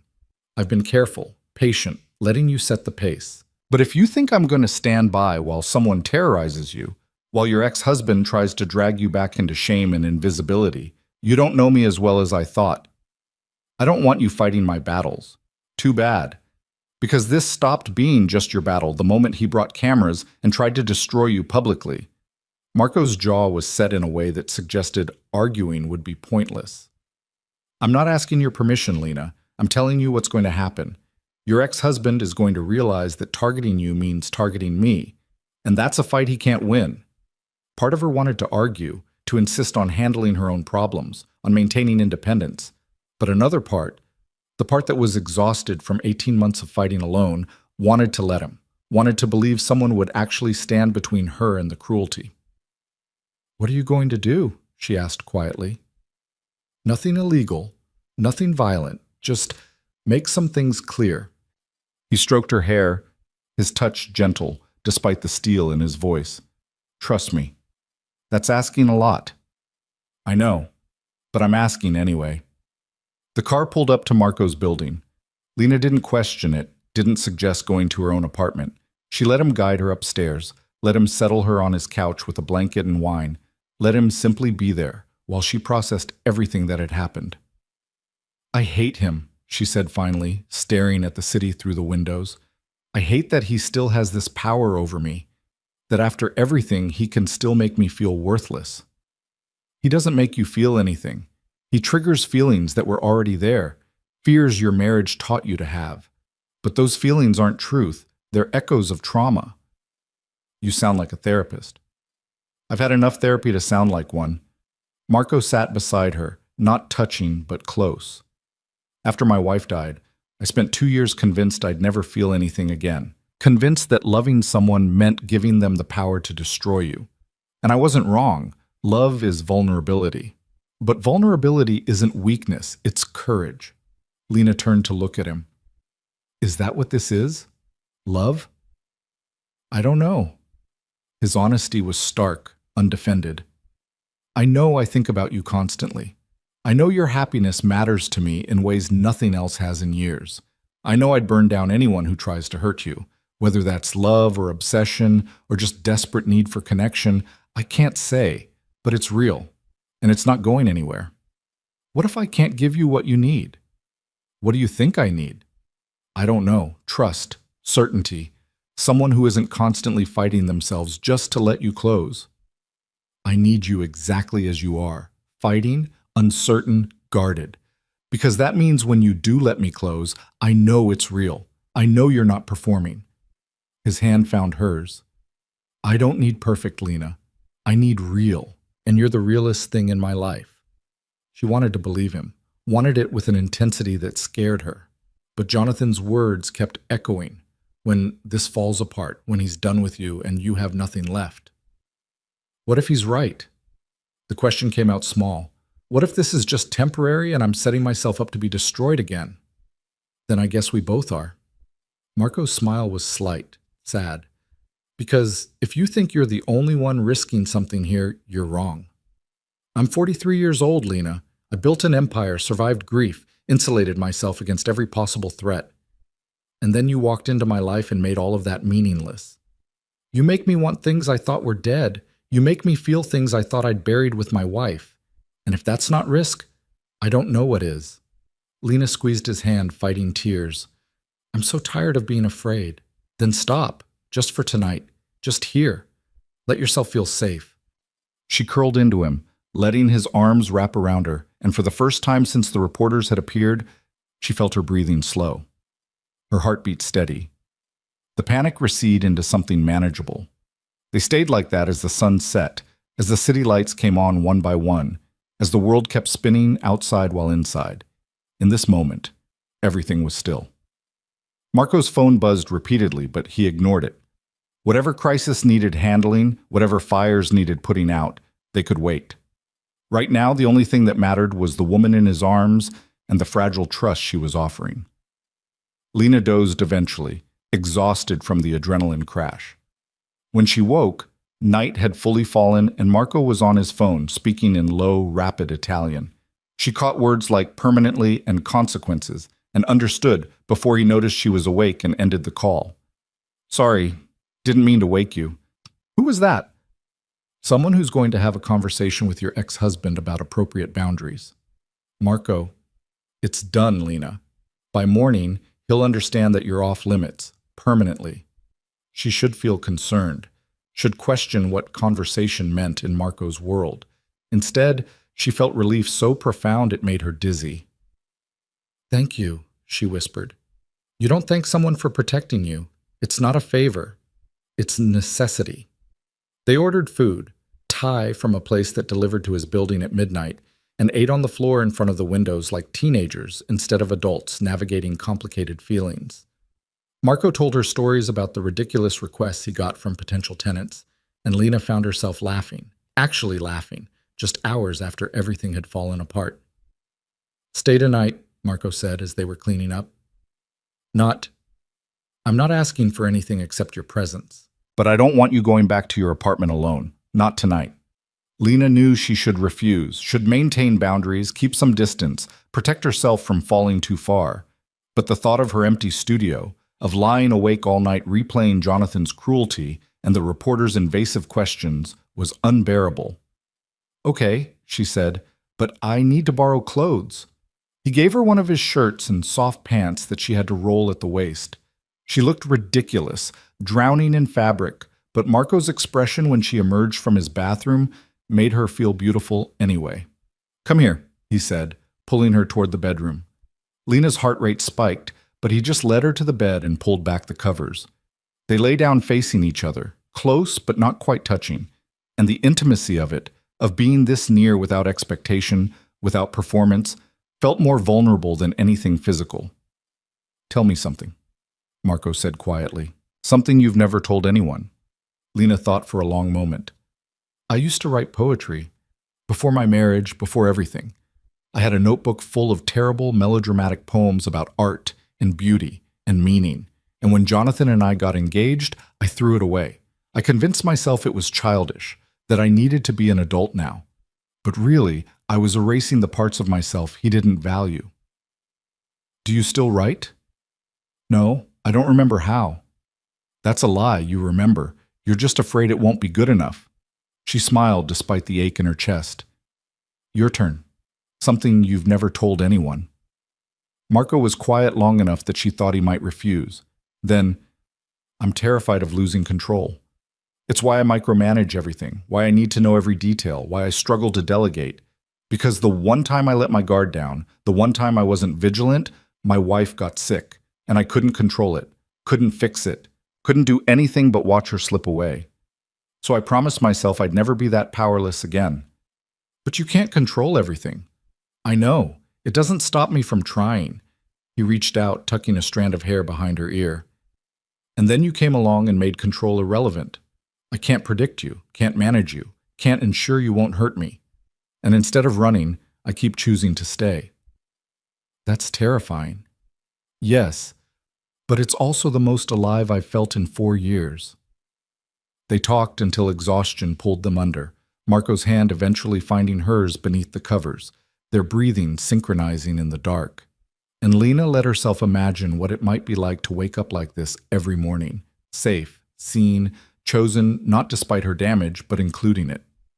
When she woke just before dawn, Marco was already awake, watching her with an expression so tender it made her chest tight. "Hi," she whispered. "Hi." He smiled. "Sleep okay?" "Better than I have in months, maybe years." "Good." They lay there in the growing light, not speaking, just being. And Lena realized this was what she'd been missing. Not grand gestures or expensive gifts, but presence. Someone who chose to be there in the quiet moments, who didn't need her to be anything other than exactly who she was. Marco's phone buzzed on the nightstand. He glanced at it and something in his expression sharpened. "What?" Lena asked. "Jonathan tried to call a press conference this morning, tried to make a statement about our relationship, about my business dealings, about his concerns for your safety." Lena's stomach dropped. "Tried?" "It was canceled, along with several of his business permits, and a few of his social club memberships." Marco's voice was casual, but his eyes were steel. "He's currently dealing with some very interesting questions from the IRS about discrepancies in his tax filings." "You did that?" "I made some calls. People owed me favors. Those favors are now collected." "Marco, that's justice. That's justice." He sat up, his focus entirely on her. "He tried to destroy you publicly. He tried to use his power and connections to make you small. So I reminded him that his power is nothing compared to mine, and that targeting you means consequences he's not prepared for." Lena should feel conflicted, should worry about the implications, about what it meant to be with someone who could dismantle a person's life with a few phone calls. Instead, she felt protected in a way she'd never experienced. Not controlled, not owned, protected. "What if it escalates?" she asked. "It won't. Jonathan's not stupid. He knows when he's outmatched. And if he tells people about what you did, who would believe him? A bitter ex-husband making accusations against a respected developer?" Marco's smile was cold. "Besides, I didn't do anything illegal. I just ensured that certain people looked closely at things they should have been watching all along." Lena processed this, the reality of who Marco was settling more firmly. He wasn't just a successful businessman. He was someone with reach, with influence, with the ability to reshape reality when necessary, and he'd used that ability for her. "Thank you," she said finally. "You keep thanking me for things that aren't favors. This is what you do for people you care about. You protect them. Even if they don't ask for it, especially then, because the people who need protection most are usually too proud to ask." He was right. She would never have asked him to intervene, would have tried to handle Jonathan on her own, would have suffered rather than admit she needed help. And Marco had known that, had acted anyway. "I'm falling for you," Lena said quietly, "and it terrifies me." "Good. Be terrified. Be uncertain. Be guarded." Marco pulled her close, his lips brushing her forehead. "But be here anyway. That's all I'm asking." They spent the morning in his penthouse, cooking breakfast together, reading the news to confirm that Jonathan's press conference had indeed been canceled with no explanation. Marco made calls while Lena explored his bookshelves, finding first editions and signed copies mixed with well-worn paperbacks. The combination, expensive and sentimental, felt like him. Controlled exterior with carefully hidden softness underneath. Around noon, her phone rang, her manager at the dry cleaner. Lena answered with dread. "Hello? Lena, I'm so sorry, but I have to let you go. After yesterday, with the reporters and everything, corporate says it's too much liability." The words should have devastated her. Instead, Lena felt strangely calm. "I understand. I really am sorry. You're a good worker, but it's fine. Thank you for calling." She hung up and turned to find Marco watching her. "They fired me," she said. "I know. I heard." He moved toward her. "How do you feel?" "I should be panicking. That was one of my 3 jobs. I need that income. But all I feel is relief?" She laughed, but it came out shaky. "Is that insane?" "No, it's honest. You hated that job." "I hate all my jobs. They're survival, not passion." "Then stop surviving and start living." Marco's hands framed her face. "The studio is yours. Take it. Use it. Figure out what you actually want instead of what you think you can afford to want." "I can't just quit my other jobs. I have rent, bills. I'll cover it." "No." The word came out sharp. "I'm not going to be kept. I'm not going to be dependent on you. It's not about being kept. It's about having space to breathe, to figure out what comes next without drowning in immediate survival." His voice was patient but firm. "Let me do this. Not as charity, as investment in your future." "What future? I don't even know what I want." "Then take time to figure it out. You've spent 2 years in survival mode. Give yourself permission to want something more." Lena wanted to argue, wanted to insist on independence, on handling everything herself. But the exhaustion of maintaining 3 jobs, of constant financial panic, of never having energy for anything beyond basic existence, it was crushing her, had been crushing her since the divorce. 3 months, she heard herself say. "You cover my expenses for 3 months while I figure out what's next. But we draw up a contract. This is a loan, not a gift. I pay you back when I'm stable." Marco's expression softened. "If that's what you need to feel okay about it, fine. We'll draw up whatever makes you comfortable. And I keep my other 2 jobs. I'm not completely dependent on you." "Agreed.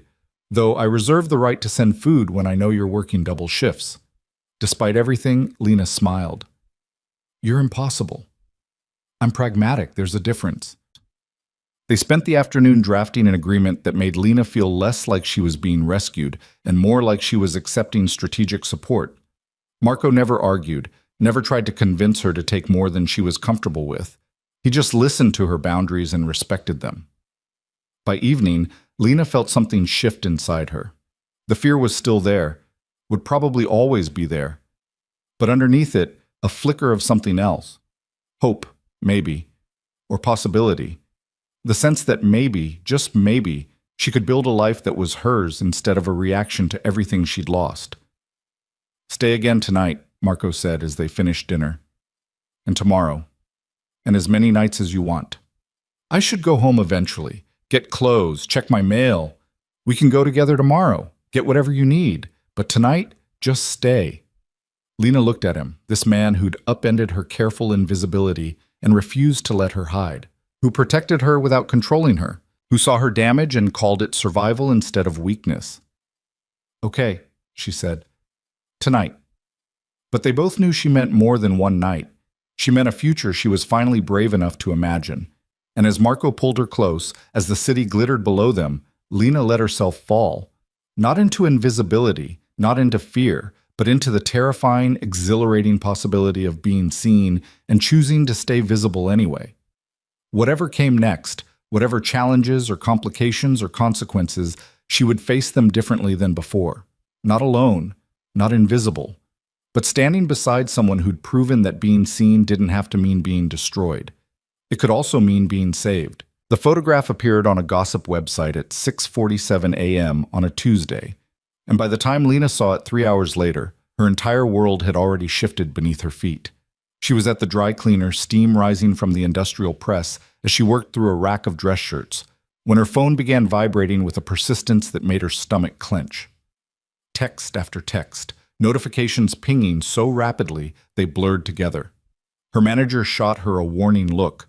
No phones on the floor, but Lena's hands were already reaching for it, some animal instinct telling her this wasn't normal. The first message was from a number she didn't recognize. "Is this you?" Attached was a link. Lena's fingers trembled as she opened it, and there, splashed across her screen in high definition, was a photograph of her and Marco, leaving his building. His hand at the small of her back, her face tilted up toward his, caught mid-laugh at something he'd said. The image was intimate in a way that made her feel stripped naked. Below it, a headline screamed in bold letters, "Mystery woman captures heart of city's most eligible and dangerous bachelor." The article dissected everything: her name, her divorce, Jonathan's remarriage, the bankruptcy filing she'd thought was sealed, every humiliating detail of her fall from society. Wife to invisible service worker, laid out like evidence in a trial she hadn't known she was facing. And at the center of it all was Marco, described in terms that made her blood run cold.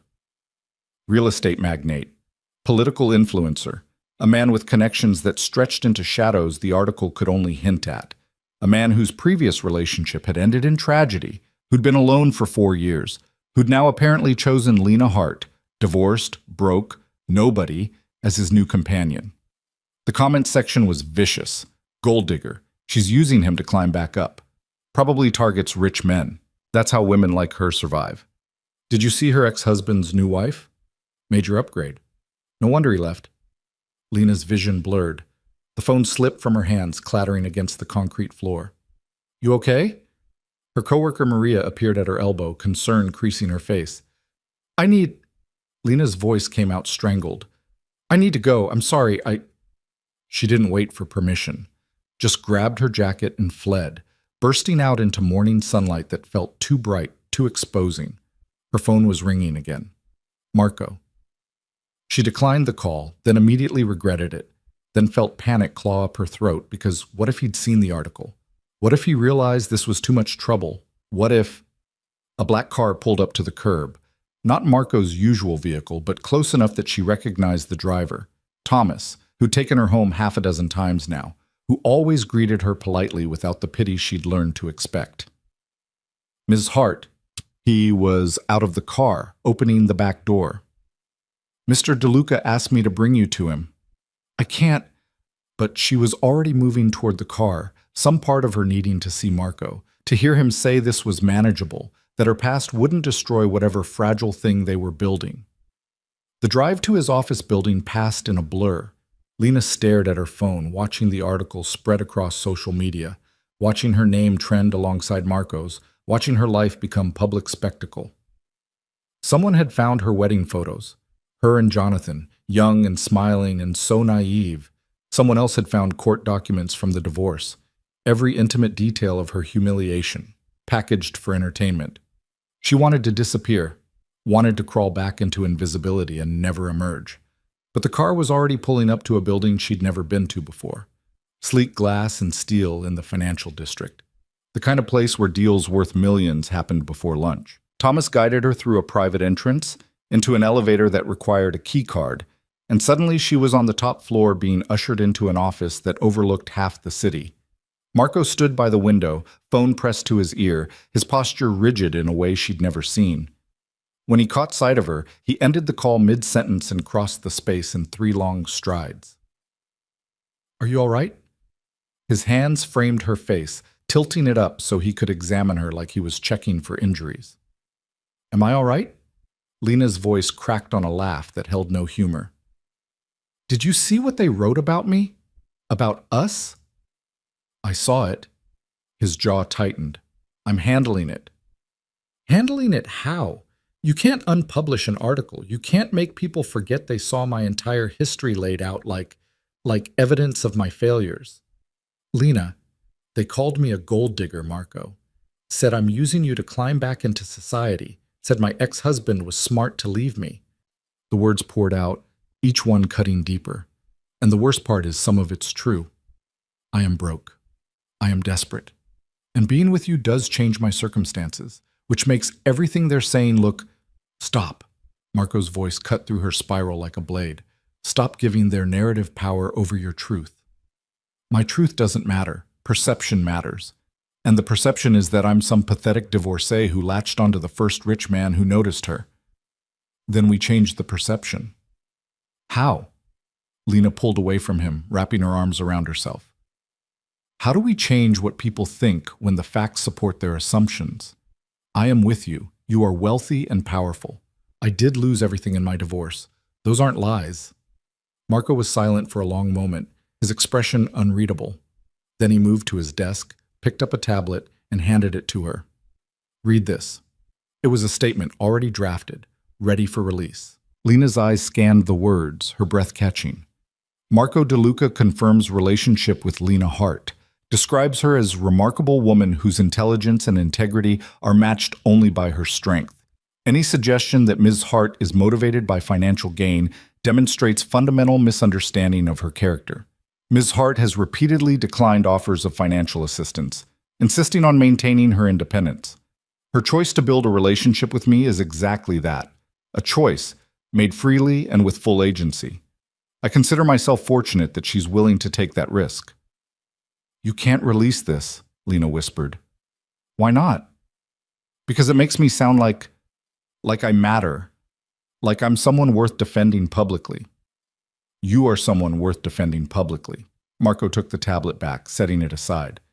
And I will defend you. From gossip sites, from your ex-husband if he decides to make this worse, from anyone who thinks they have the right to dissect your life for entertainment. This is what I was afraid of. Lena's voice shook. This exposure, this scrutiny, people looking at me again, judging me, finding me wanting. Let them look. Let them judge. Their opinions don't change who you actually are. Easy for you to say. You're used to this. You've been in the public eye your entire career. Yes. And I've learned that you can't control what people think or say. You can only control how much power you give it. He moved closer, his presence solid and grounding. I know this is terrifying. I know it feels like losing control. But running from it, hiding from it, that gives them the power, not you. Lena's phone buzzed again. Another text, another unknown number. She didn't look at it. There's more, Marco said quietly. Something you need to know before you see it elsewhere. Her stomach dropped. What? Your ex-husband gave an interview. It's scheduled to run this afternoon. Jonathan? The name felt foreign in her mouth. Why would he? Because he saw an opportunity. The article mentioned him briefly, said he'd remarried. Apparently, he reached out to the same gossip site offering his perspective on your marriage, your character, and why things ended the way they did. Rage flooded through Lena, hot and clean and clarifying. He doesn't get to do that. He doesn't get to rewrite history now that I'm visible again. No, he doesn't, which is why my legal team is currently discussing options with the publication. But Lena, you need to prepare yourself. If they run it, if Jonathan says what I think he's going to say, let me guess. I was difficult, demanding, pushed him away, made it impossible for him to stay faithful. She'd heard the narrative before, whispered at the country club, implied in pitying looks from former friends. He's been telling that story for 2 years. At least now I get to hear it directly instead of through gossip. You don't have to face this alone. Don't I? This is my past, Marco. My mess. You shouldn't have to clean it up. His hands gripped her shoulders, firm enough to ground her. When someone I care about is being attacked, it becomes my concern. That's not negotiable. Why? The question burst out of her, desperate and raw. Why are you doing this?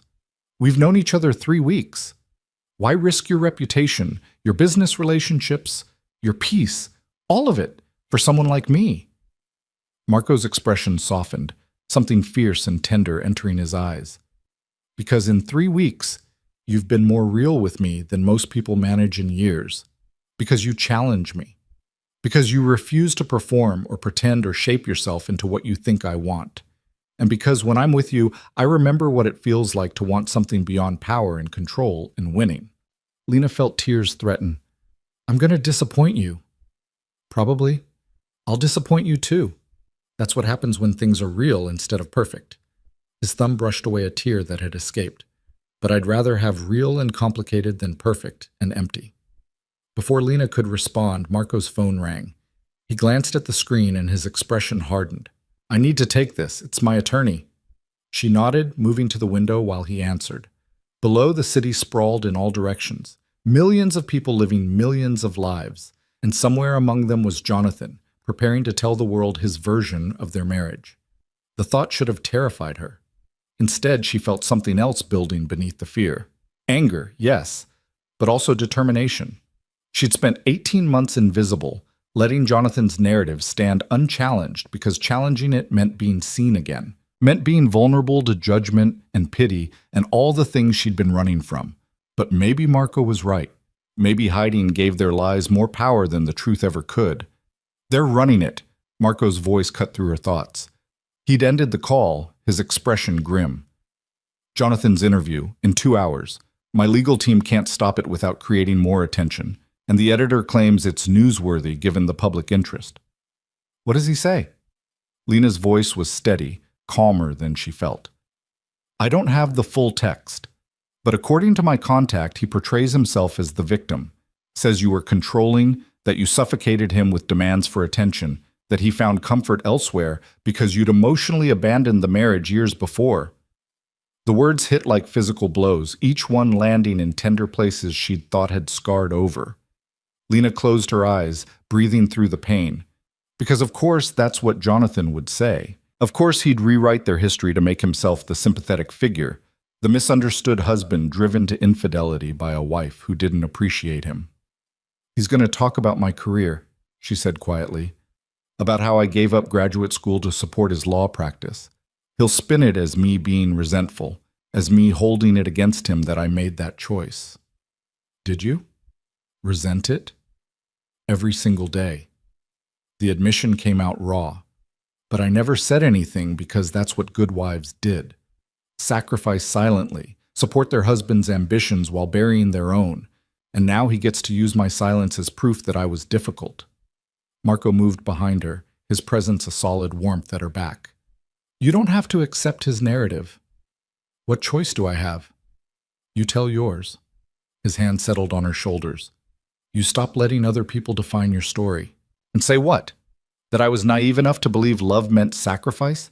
That I gave up everything for a man who was sleeping with my best friend while I was planning his office parties? Bitterness crept into her voice. That sounds pathetic. It sounds human. It sounds like someone who loved fully and was betrayed for it. There's no shame in that, Lena. Tell that to the comment sections. I don't care about comment sections. I care about you believing your own truth instead of their distortions. Lena turned to face him, this man who'd somehow become essential in 3 weeks, who looked at her like she was worth defending even when she couldn't defend herself. What if I do this? What if I tell my side and it makes everything worse? What if people still don't believe me? Or worse, what if they do believe me and decide I'm even more pathetic for staying as long as I did? Then at least you'll know you stood up for yourself, that you refused to let Jonathan control the narrative about your own life. Marco's voice was gentle but unyielding.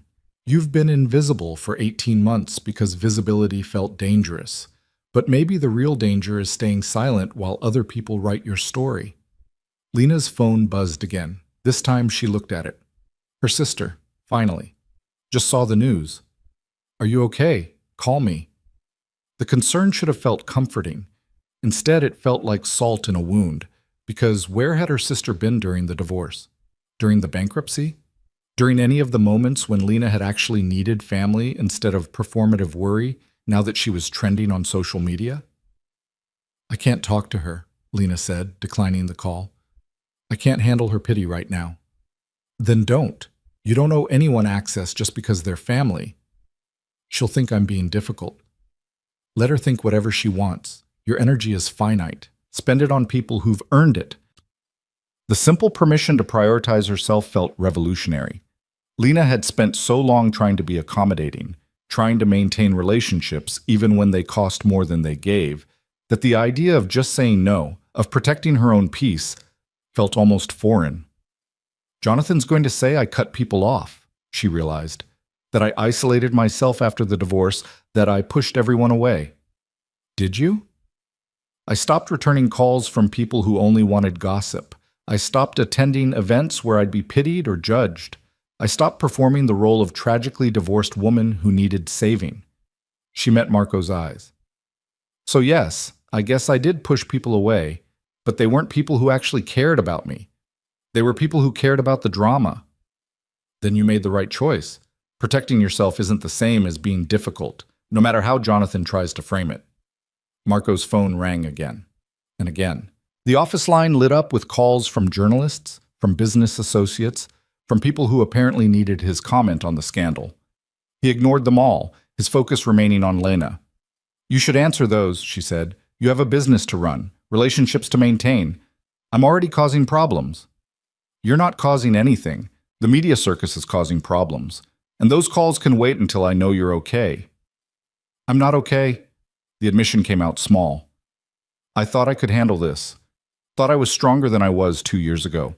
But seeing everything laid out like that, seeing Jonathan preparing to destroy me again publicly, I just want to disappear. Want to go back to being invisible where none of this can touch me. I know, and if you need to step back, if you need space from me to make that happen, I'll understand. Lena looked up sharply. Is that what you want? What I want is irrelevant. This is your life, your choice. I won't pressure you to stay visible if visibility is destroying you. But you'd let me go, if I asked. I'd hate it. I'd try to change your mind, but yes, ultimately, I'd respect your decision. Marco's expression was carefully neutral, but she could see the tension in his shoulders, the tightness around his eyes. I told you from the beginning, this has to be your choice.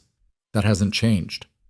Lena studied him, this powerful man offering her an exit she hadn't asked for, giving her control even though she could see it cost him. And something shifted inside her, something that had been frozen and frightened since the moment she'd seen that article. No, she said quietly. No, I'm not running. I'm not going back to being invisible because Jonathan decided to weaponize my past. She straightened her shoulders, feeling something like resolve settle into her bones. I'm tired of letting him win, tired of letting fear control my choices, tired of giving other people's opinions more weight than my own truth. Marco's expression transformed, pride and relief and something fiercer flickering across his features. You're sure? I'm terrified, but I'm sure. Lena took a shaky breath. What do we do? We start by releasing my statement. Establish that you're not some desperate gold digger, that our relationship is genuine and based on mutual respect. That's not enough. Jonathan's going to paint me as the villain in our marriage. People will believe him because he's charming and successful, and you're what? I'm the ex-wife working minimum wage. I'm the one who looks like I have something to gain. Then we give you a platform to tell your side. Not reactive, not defensive. Just truth. Lena laughed, but it came out bitter.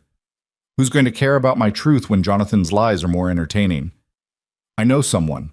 Journalist I trust. She focuses on long-form pieces about power dynamics and systemic issues. She'd be interested in your story, not the gossip angle, but the reality of what happens to women after high-profile divorces. How the narrative gets weaponized. How society treats women who fall from grace. I don't want to be a case study. You wouldn't be. You'd be a person taking control of your own narrative. But Lena, it has to be your choice. I can open the door, but you have to decide if you want to walk through it. Lena moved to the window again, looking out at the city that had witnessed her rise and fall and invisible survival. Somewhere down there, Jonathan was preparing to tell everyone she was difficult, demanding, impossible to love. And she could let him, could retreat back into invisibility and let his lies stand unchallenged, or she could fight. Set up the interview, she said, her voice stronger than she felt. But I want to read Jonathan's piece first. Want to know exactly what I'm responding to. It might make you angry. Good. I could use some anger right now. Fear hasn't been particularly useful. Marco made a call, speaking in low tones to someone named Rebecca, while Lena tried to process what she'd just agreed to. A public interview. Her story, told on her terms. It felt simultaneously empowering and terrifying. 20 minutes later, Marco's assistant delivered a printed copy of Jonathan's interview. Lena took it with trembling hands and forced herself to read every word. It was worse than she'd imagined. Jonathan portrayed himself as a devoted husband, driven to desperate measures by a wife who'd become cold and withdrawn. He claimed Lena had resented his success, had blamed him for her abandoned academic career, even though he'd supported her choice to focus on their home life. He painted their marriage as loveless by the end, implied that his affair was almost understandable, given how emotionally unavailable she'd become. And then, in a move that made Lena's blood boil, he expressed concern for her current situation, worried that she was being taken advantage of by powerful men who might not have her best interests at heart. Suggested that perhaps she needed professional help to process the trauma of their divorce, instead of rushing into new relationships. He positioned himself as the caring ex-husband, Lena said, her voice shaking with rage. Worried about my well-being while simultaneously destroying my credibility. It's a calculated move. Makes him look sympathetic while undermining anything you might say in response. People are going to believe him. He's a successful attorney. You're a woman who survived betrayal and rebuilt her life from nothing. That takes more strength than he'll ever possess. Marco took the pages from her hands, setting them aside. And we're going to make sure people understand that. How? By being smarter than he is. By not playing his game. Marco's eyes glinted with something sharp and strategic. Jonathan wants you to look desperate and defensive. So we do the opposite. We make you look strong and self-possessed. We tell your story without mentioning him more than necessary. We make it about you reclaiming your narrative, not about punishing him for his lies. I want to punish him for his lies. I know, and we will. But not by screaming into the void, by being so clearly truthful that his lies become obvious in contrast. Lena paced the office, adrenaline and anger coursing through her. When can we do the interview? Rebecca can meet tomorrow if you're ready. It would run early next week. Give us time to craft the piece properly. That gives Jonathan's version almost a week to spread unchallenged. It also gives us time to do this right, to make sure you're comfortable with what you're sharing, how you're sharing it. Marco caught her arm gently, stopping her pacing. This isn't a race. It's not about responding fastest. It's about responding best. He was right. Lena knew he was right. But the thought of Jonathan's lies spreading while she waited felt like swallowing glass. What do I do until then? People are calling me a gold digger right now. People are reading his interview and deciding I'm everything he says I am. You live your life. You go to work, you come home, you don't read the comments. Marco pulled her closer. And you let me handle the noise while you focus on your truth. I don't want you fighting my battles. I'm not fighting your battles. I'm protecting what's mine while you prepare to fight them yourself. His hand cupped her face. There's a difference. What's yours? The question came out soft.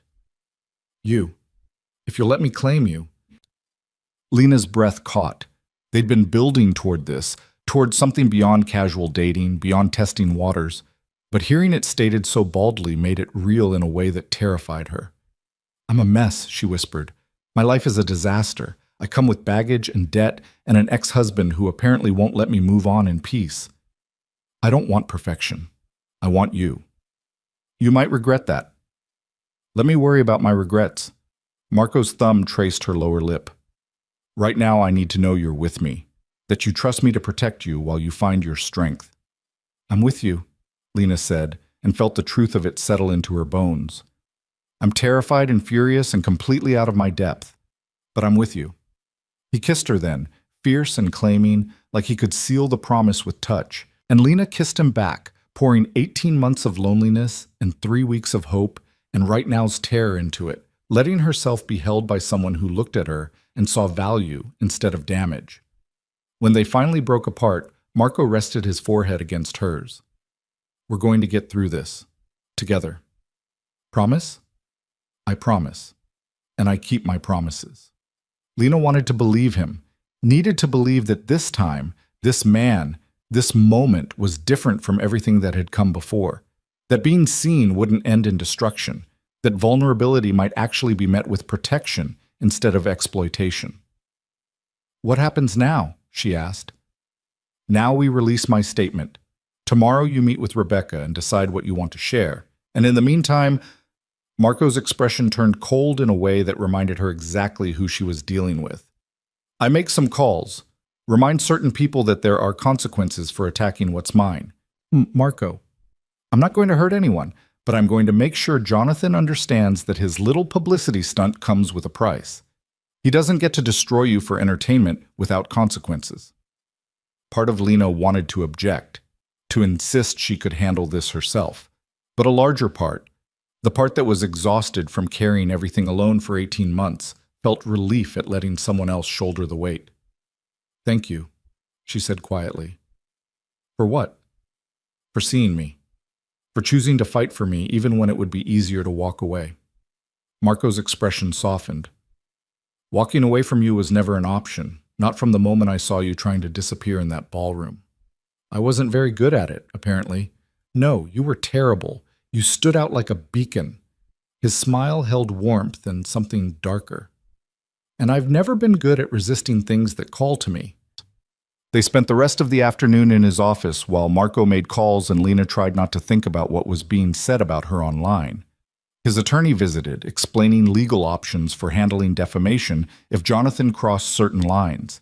His publicist drafted the statement that would be released within the hour, positioning Marco and Lena's relationship as genuine and serious. And through it all, Marco kept her close, a hand on her back, fingers laced with hers, his presence constant and grounding, like he was afraid she'd disappear if he let her go. Maybe he was right to worry. The urge to run, to hide, to return to safety of invisibility thrummed beneath her skin, but every time she considered it, she remembered his words. The walls weren't protecting me. They were ensuring I'd never have to risk being alive again. She was so tired of half living. As the sun set over the city, painting the sky in shades of amber and violet, Lena made a decision, not just to stay visible, not just to fight back against Jonathan's lies, but to actually, finally, start living again. To reclaim not just her narrative, but her entire self, the dreams she'd buried, the ambitions she'd abandoned, the woman she'd been before she learned to shrink. It would be hard, terrifying, probably painful in ways she couldn't yet imagine. But standing in Marco's office, his arms around her, and the city glowing below, Lena thought maybe, just maybe, she was ready. Ready to be seen, ready to be known, ready to believe that this time visibility wouldn't end in destruction, ready to discover who she could become when she stopped hiding.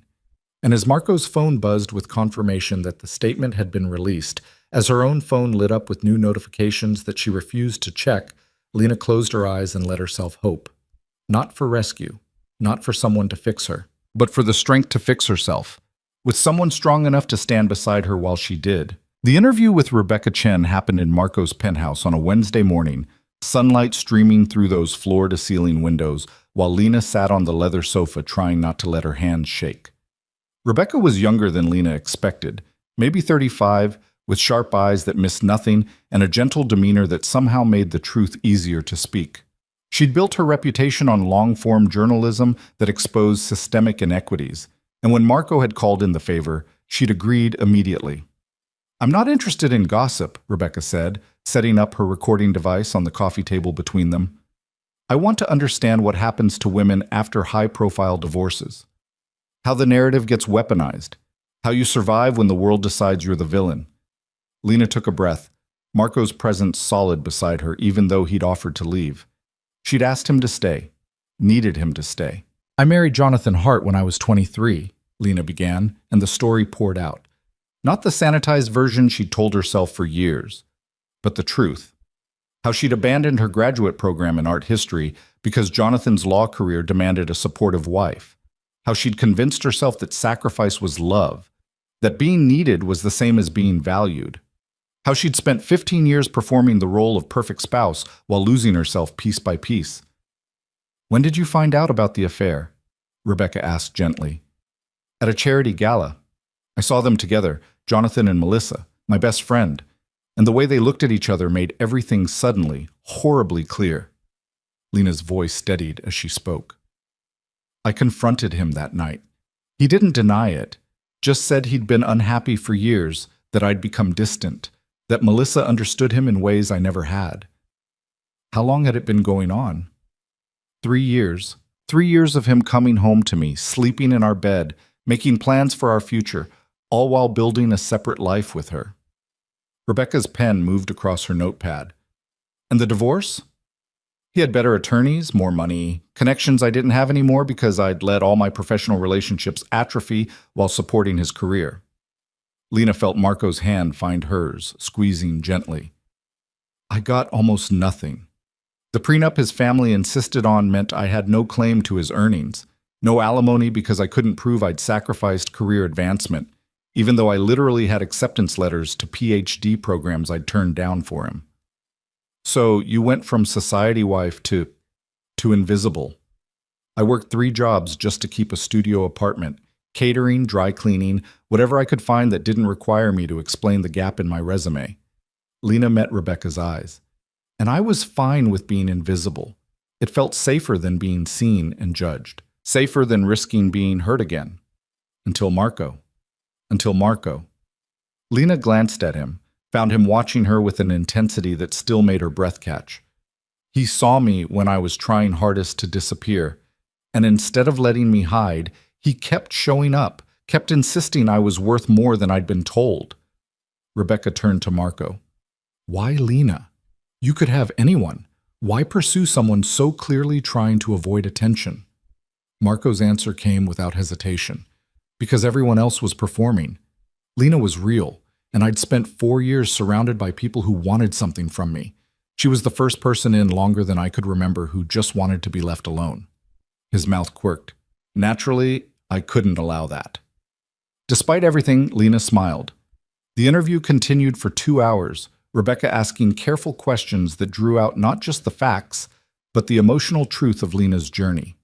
How it felt to be erased from a life she'd built. How invisibility became both prison and protection. How terrifying it was to be seen again, to trust again, to risk believing that this time might be different. "Jonathan's interview paints you as cold, withdrawn, resentful," Rebecca said finally. "How do you respond to that characterization?" Lena had prepared for this question, but the answer still came from somewhere deep and raw. "I was all those things by the end, because I'd spent 15 years making myself smaller so he could be bigger. I'd silenced my opinions so his could dominate. I'd abandoned my dreams so his could flourish. And yes, eventually I became resentful. Eventually I withdrew. But that wasn't the cause of our marriage failing. It was the symptom of me slowly suffocating in a relationship where only one person's needs mattered." "Do you blame him for the affair?" "I blame him for lying, for making me believe our marriage was worth sacrificing for while he was already building an exit strategy. For letting me think I was the problem when the real problem was that he wanted someone who would never challenge him, never grow beyond who he needed her to be. Lena's voice was steady now, certain. Melissa was perfect for that. She still is. And I hope they're very happy together in their world where women exist to enhance men's lives rather than build their own. Rebecca's pen stilled. That's going to make waves. Good. I'm tired of being quiet, so other people stay comfortable. When the interview ended, Rebecca packed up her equipment with a thoughtful expression. This will run Monday. I'll send you the draft Friday for approval. Anything you want changed or removed, just say so. Thank you, Lena said, for treating this like it matters. It does matter. Women like Jonathan's narrative destroy lives every day. The more we expose that pattern, the harder it becomes to maintain. Rebecca shook Marco's hand, then Lena's. You're braver than you think. After she left, Lena collapsed against the sofa, exhausted in a way that went beyond physical. Marco pulled her against him, his arms wrapping around her like he could shield her from whatever came next. How do you feel? He asked. Terrified. Exposed. Like I just handed the world ammunition to destroy me with. Or like you just took control of your own story. Maybe both. Lena turned her face into his shoulder. What if people don't believe me? What if they still think I'm the villain? Then they're wrong. And their being wrong doesn't change your truth. They stayed like that while the city moved below them, while Lena's phone continued buzzing with messages she refused to check, while the afternoon light shifted and changed. And slowly, the terror receded enough for something else to emerge. Not quite peace, but maybe the beginning of it. The sense that she'd done something for herself instead of to protect herself. The weekend passed in a strange suspension. Marco kept Lena close, taking her to his properties, showing her the neighborhoods he was transforming, introducing her to people who treated her like she mattered instead of like she was a scandal. And gradually, Lena began to remember what it felt like to take up space, to have opinions, to exist beyond survival mode. On Friday, Rebecca's draft arrived. Lena read it 3 times, tears streaming down her face because Rebecca had captured everything. Not just the facts, but the emotional truth of what it meant to be erased and then slowly, painfully rebuilt. The piece didn't attack Jonathan, didn't need to. It simply told Lena's story with such clear-eyed honesty that his lies became obvious in contrast. It's perfect, Lena told Rebecca over the phone. Don't change anything. You're sure? Once this runs, there's no taking it back. I'm sure. Let them see who I actually am instead of who they've decided I must be. The article published Monday at 6 a.m., and by 8 a.m., Lena's phone had exploded. But this time the messages were different. Women she'd never met sharing their own stories of divorce and erasure. Former acquaintances apologizing for believing Jonathan's version without question. Even a few of her graduate school professors reaching out, saying they'd always wondered what happened to their most promising student. The public response split predictably. Some still defended Jonathan, claimed Lena was playing victim, insisted she was manipulating Marco for money. But more people, far more than Lena had dared hope, saw through the noise to the truth. Saw a woman who'd survived systematic erasure and found the strength to rebuild.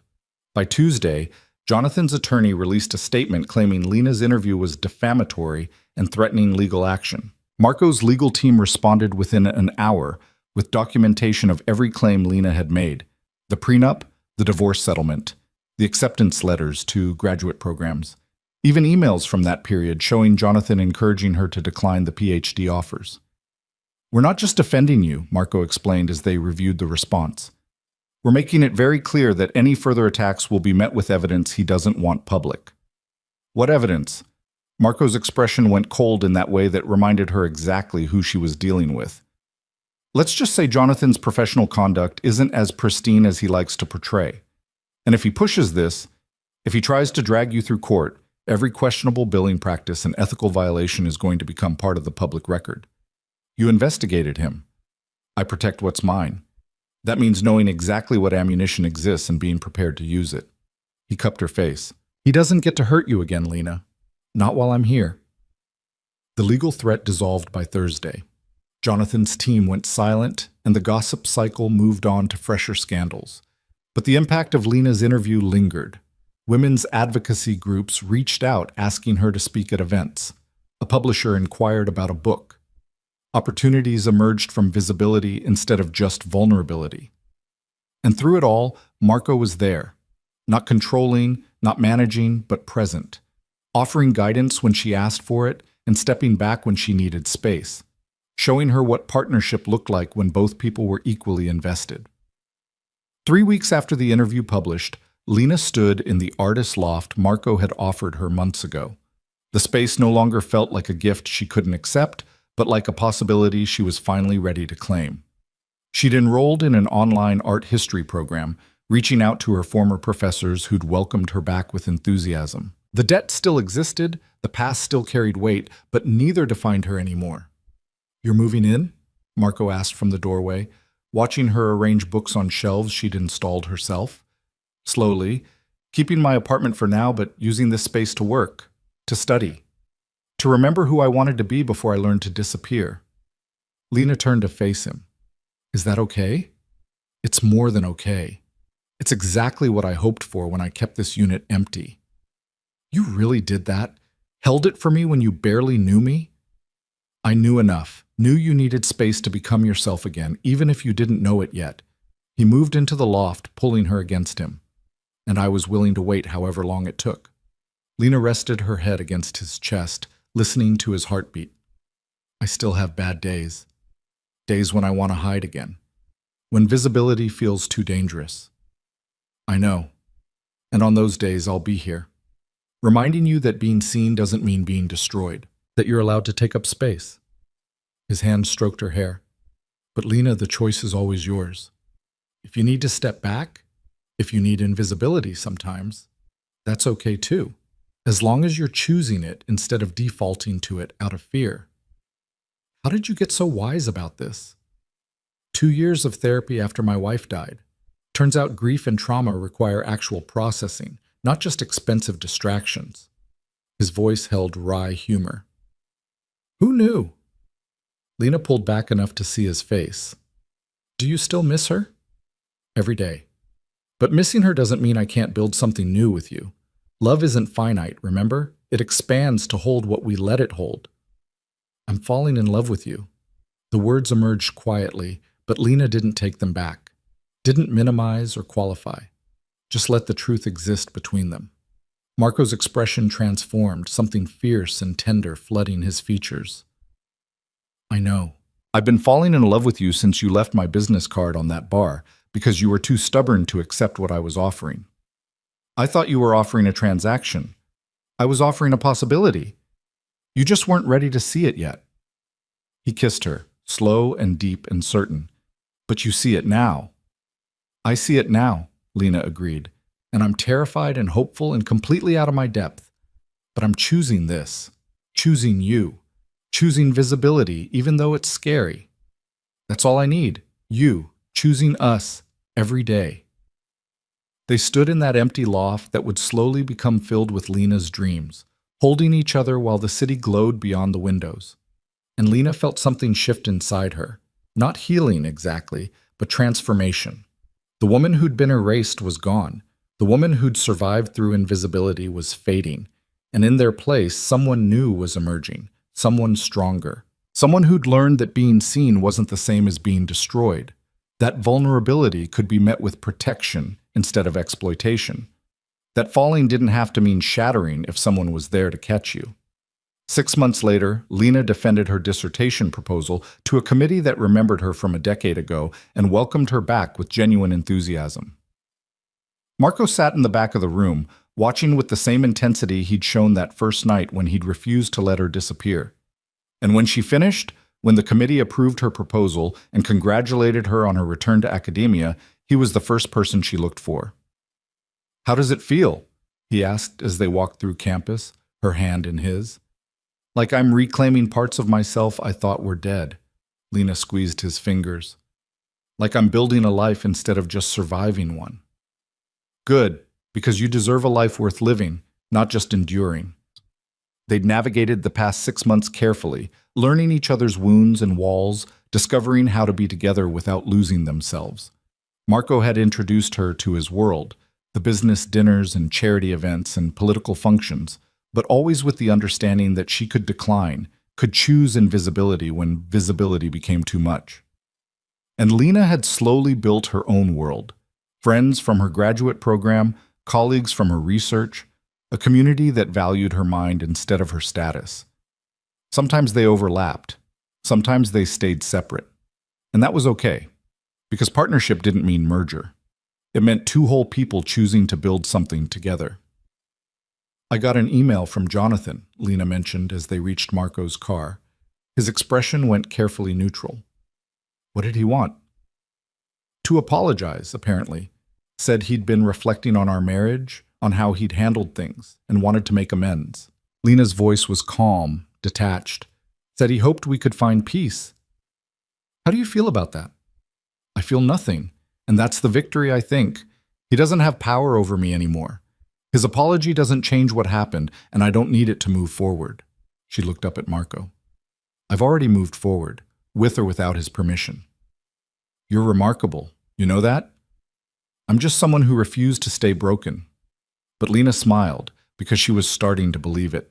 Starting to see herself the way Marco saw her, not as damaged or difficult, but as strong and resilient and worth knowing. The wedding happened on a Tuesday in October, small and private in Marco's penthouse, with only the people who truly mattered.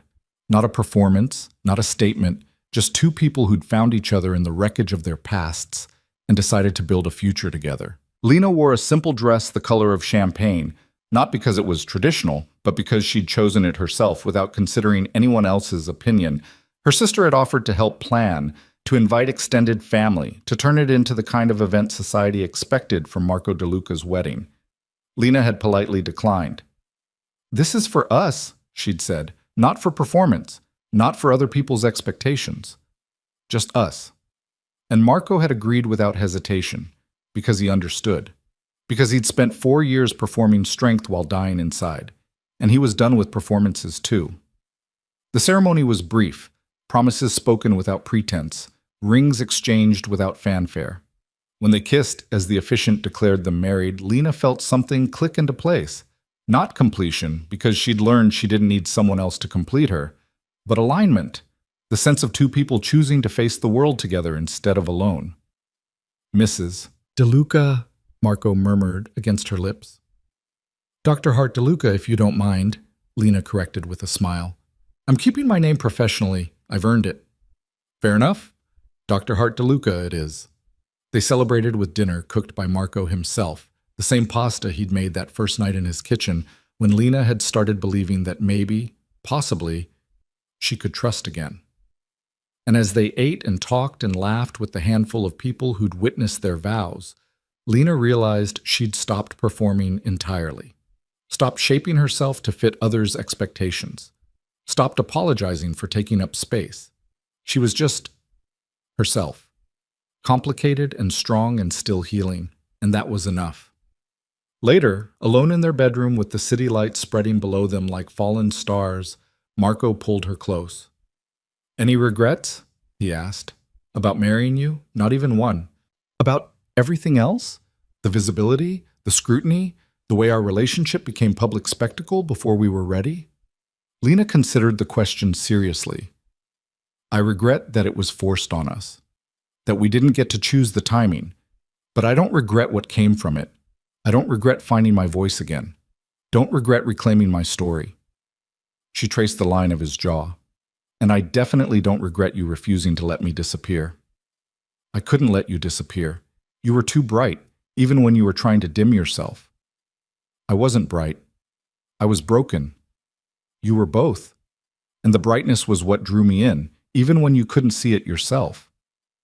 They made love slowly, tenderly, two people who'd learned that intimacy meant vulnerability, and vulnerability required trust. And afterward, wrapped in each other with the night quiet around them, Lena felt peace settle into her bones. Not the peace of having arrived, but the peace of knowing she was on the right path, with the right person, building the right life. Thank you, she whispered into the darkness. For what? For seeing me when I needed to be invisible, for insisting I was worth more than I believed, for being patient while I learned to trust again.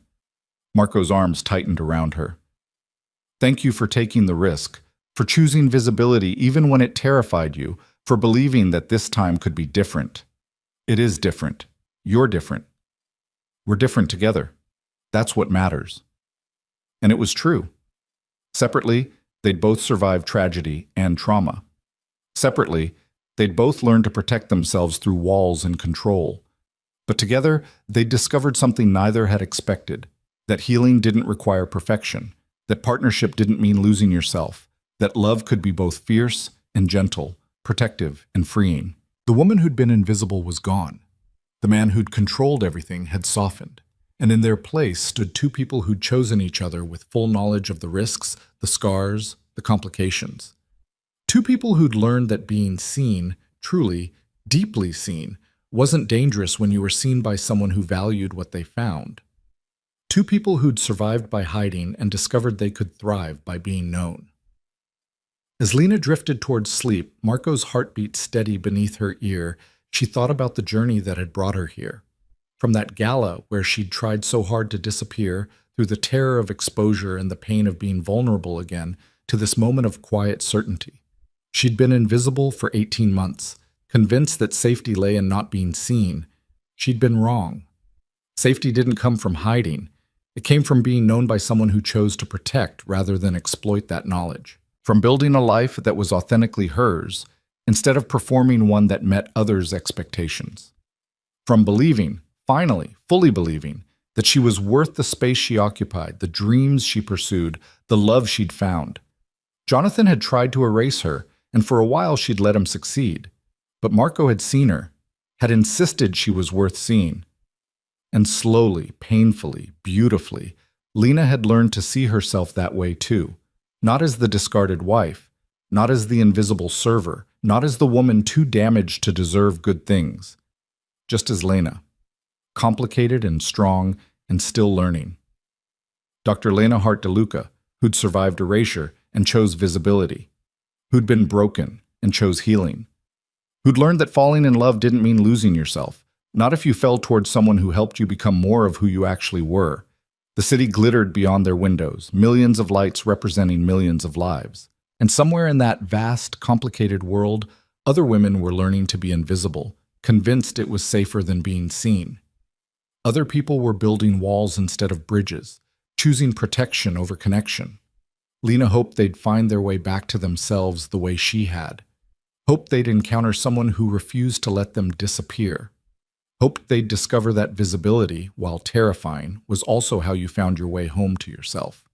But if they didn't, if they stayed hidden, stayed safe, stayed small, she understood that too. Because she'd lived it, had survived through invisibility until she was strong enough to risk being seen. The difference was, she wasn't invisible anymore. She was known. She was loved. She was exactly, completely, beautifully herself, and that was worth every moment of fear it had taken to get here. In Marco's arms, surrounded by the life they were building together, Lena finally let go of the last remnants of the woman who'd tried to disappear. Let her dissolve into the darkness like smoke, remembered but no longer defining. In her place remained someone stronger, someone who'd learned that the bravest thing wasn't surviving invisibility, it was choosing to be seen anyway. And as sleep pulled her under, Lena smiled, because the woman who'd become invisible had finally, irrevocably, become visible again, and this time she intended to stay that way.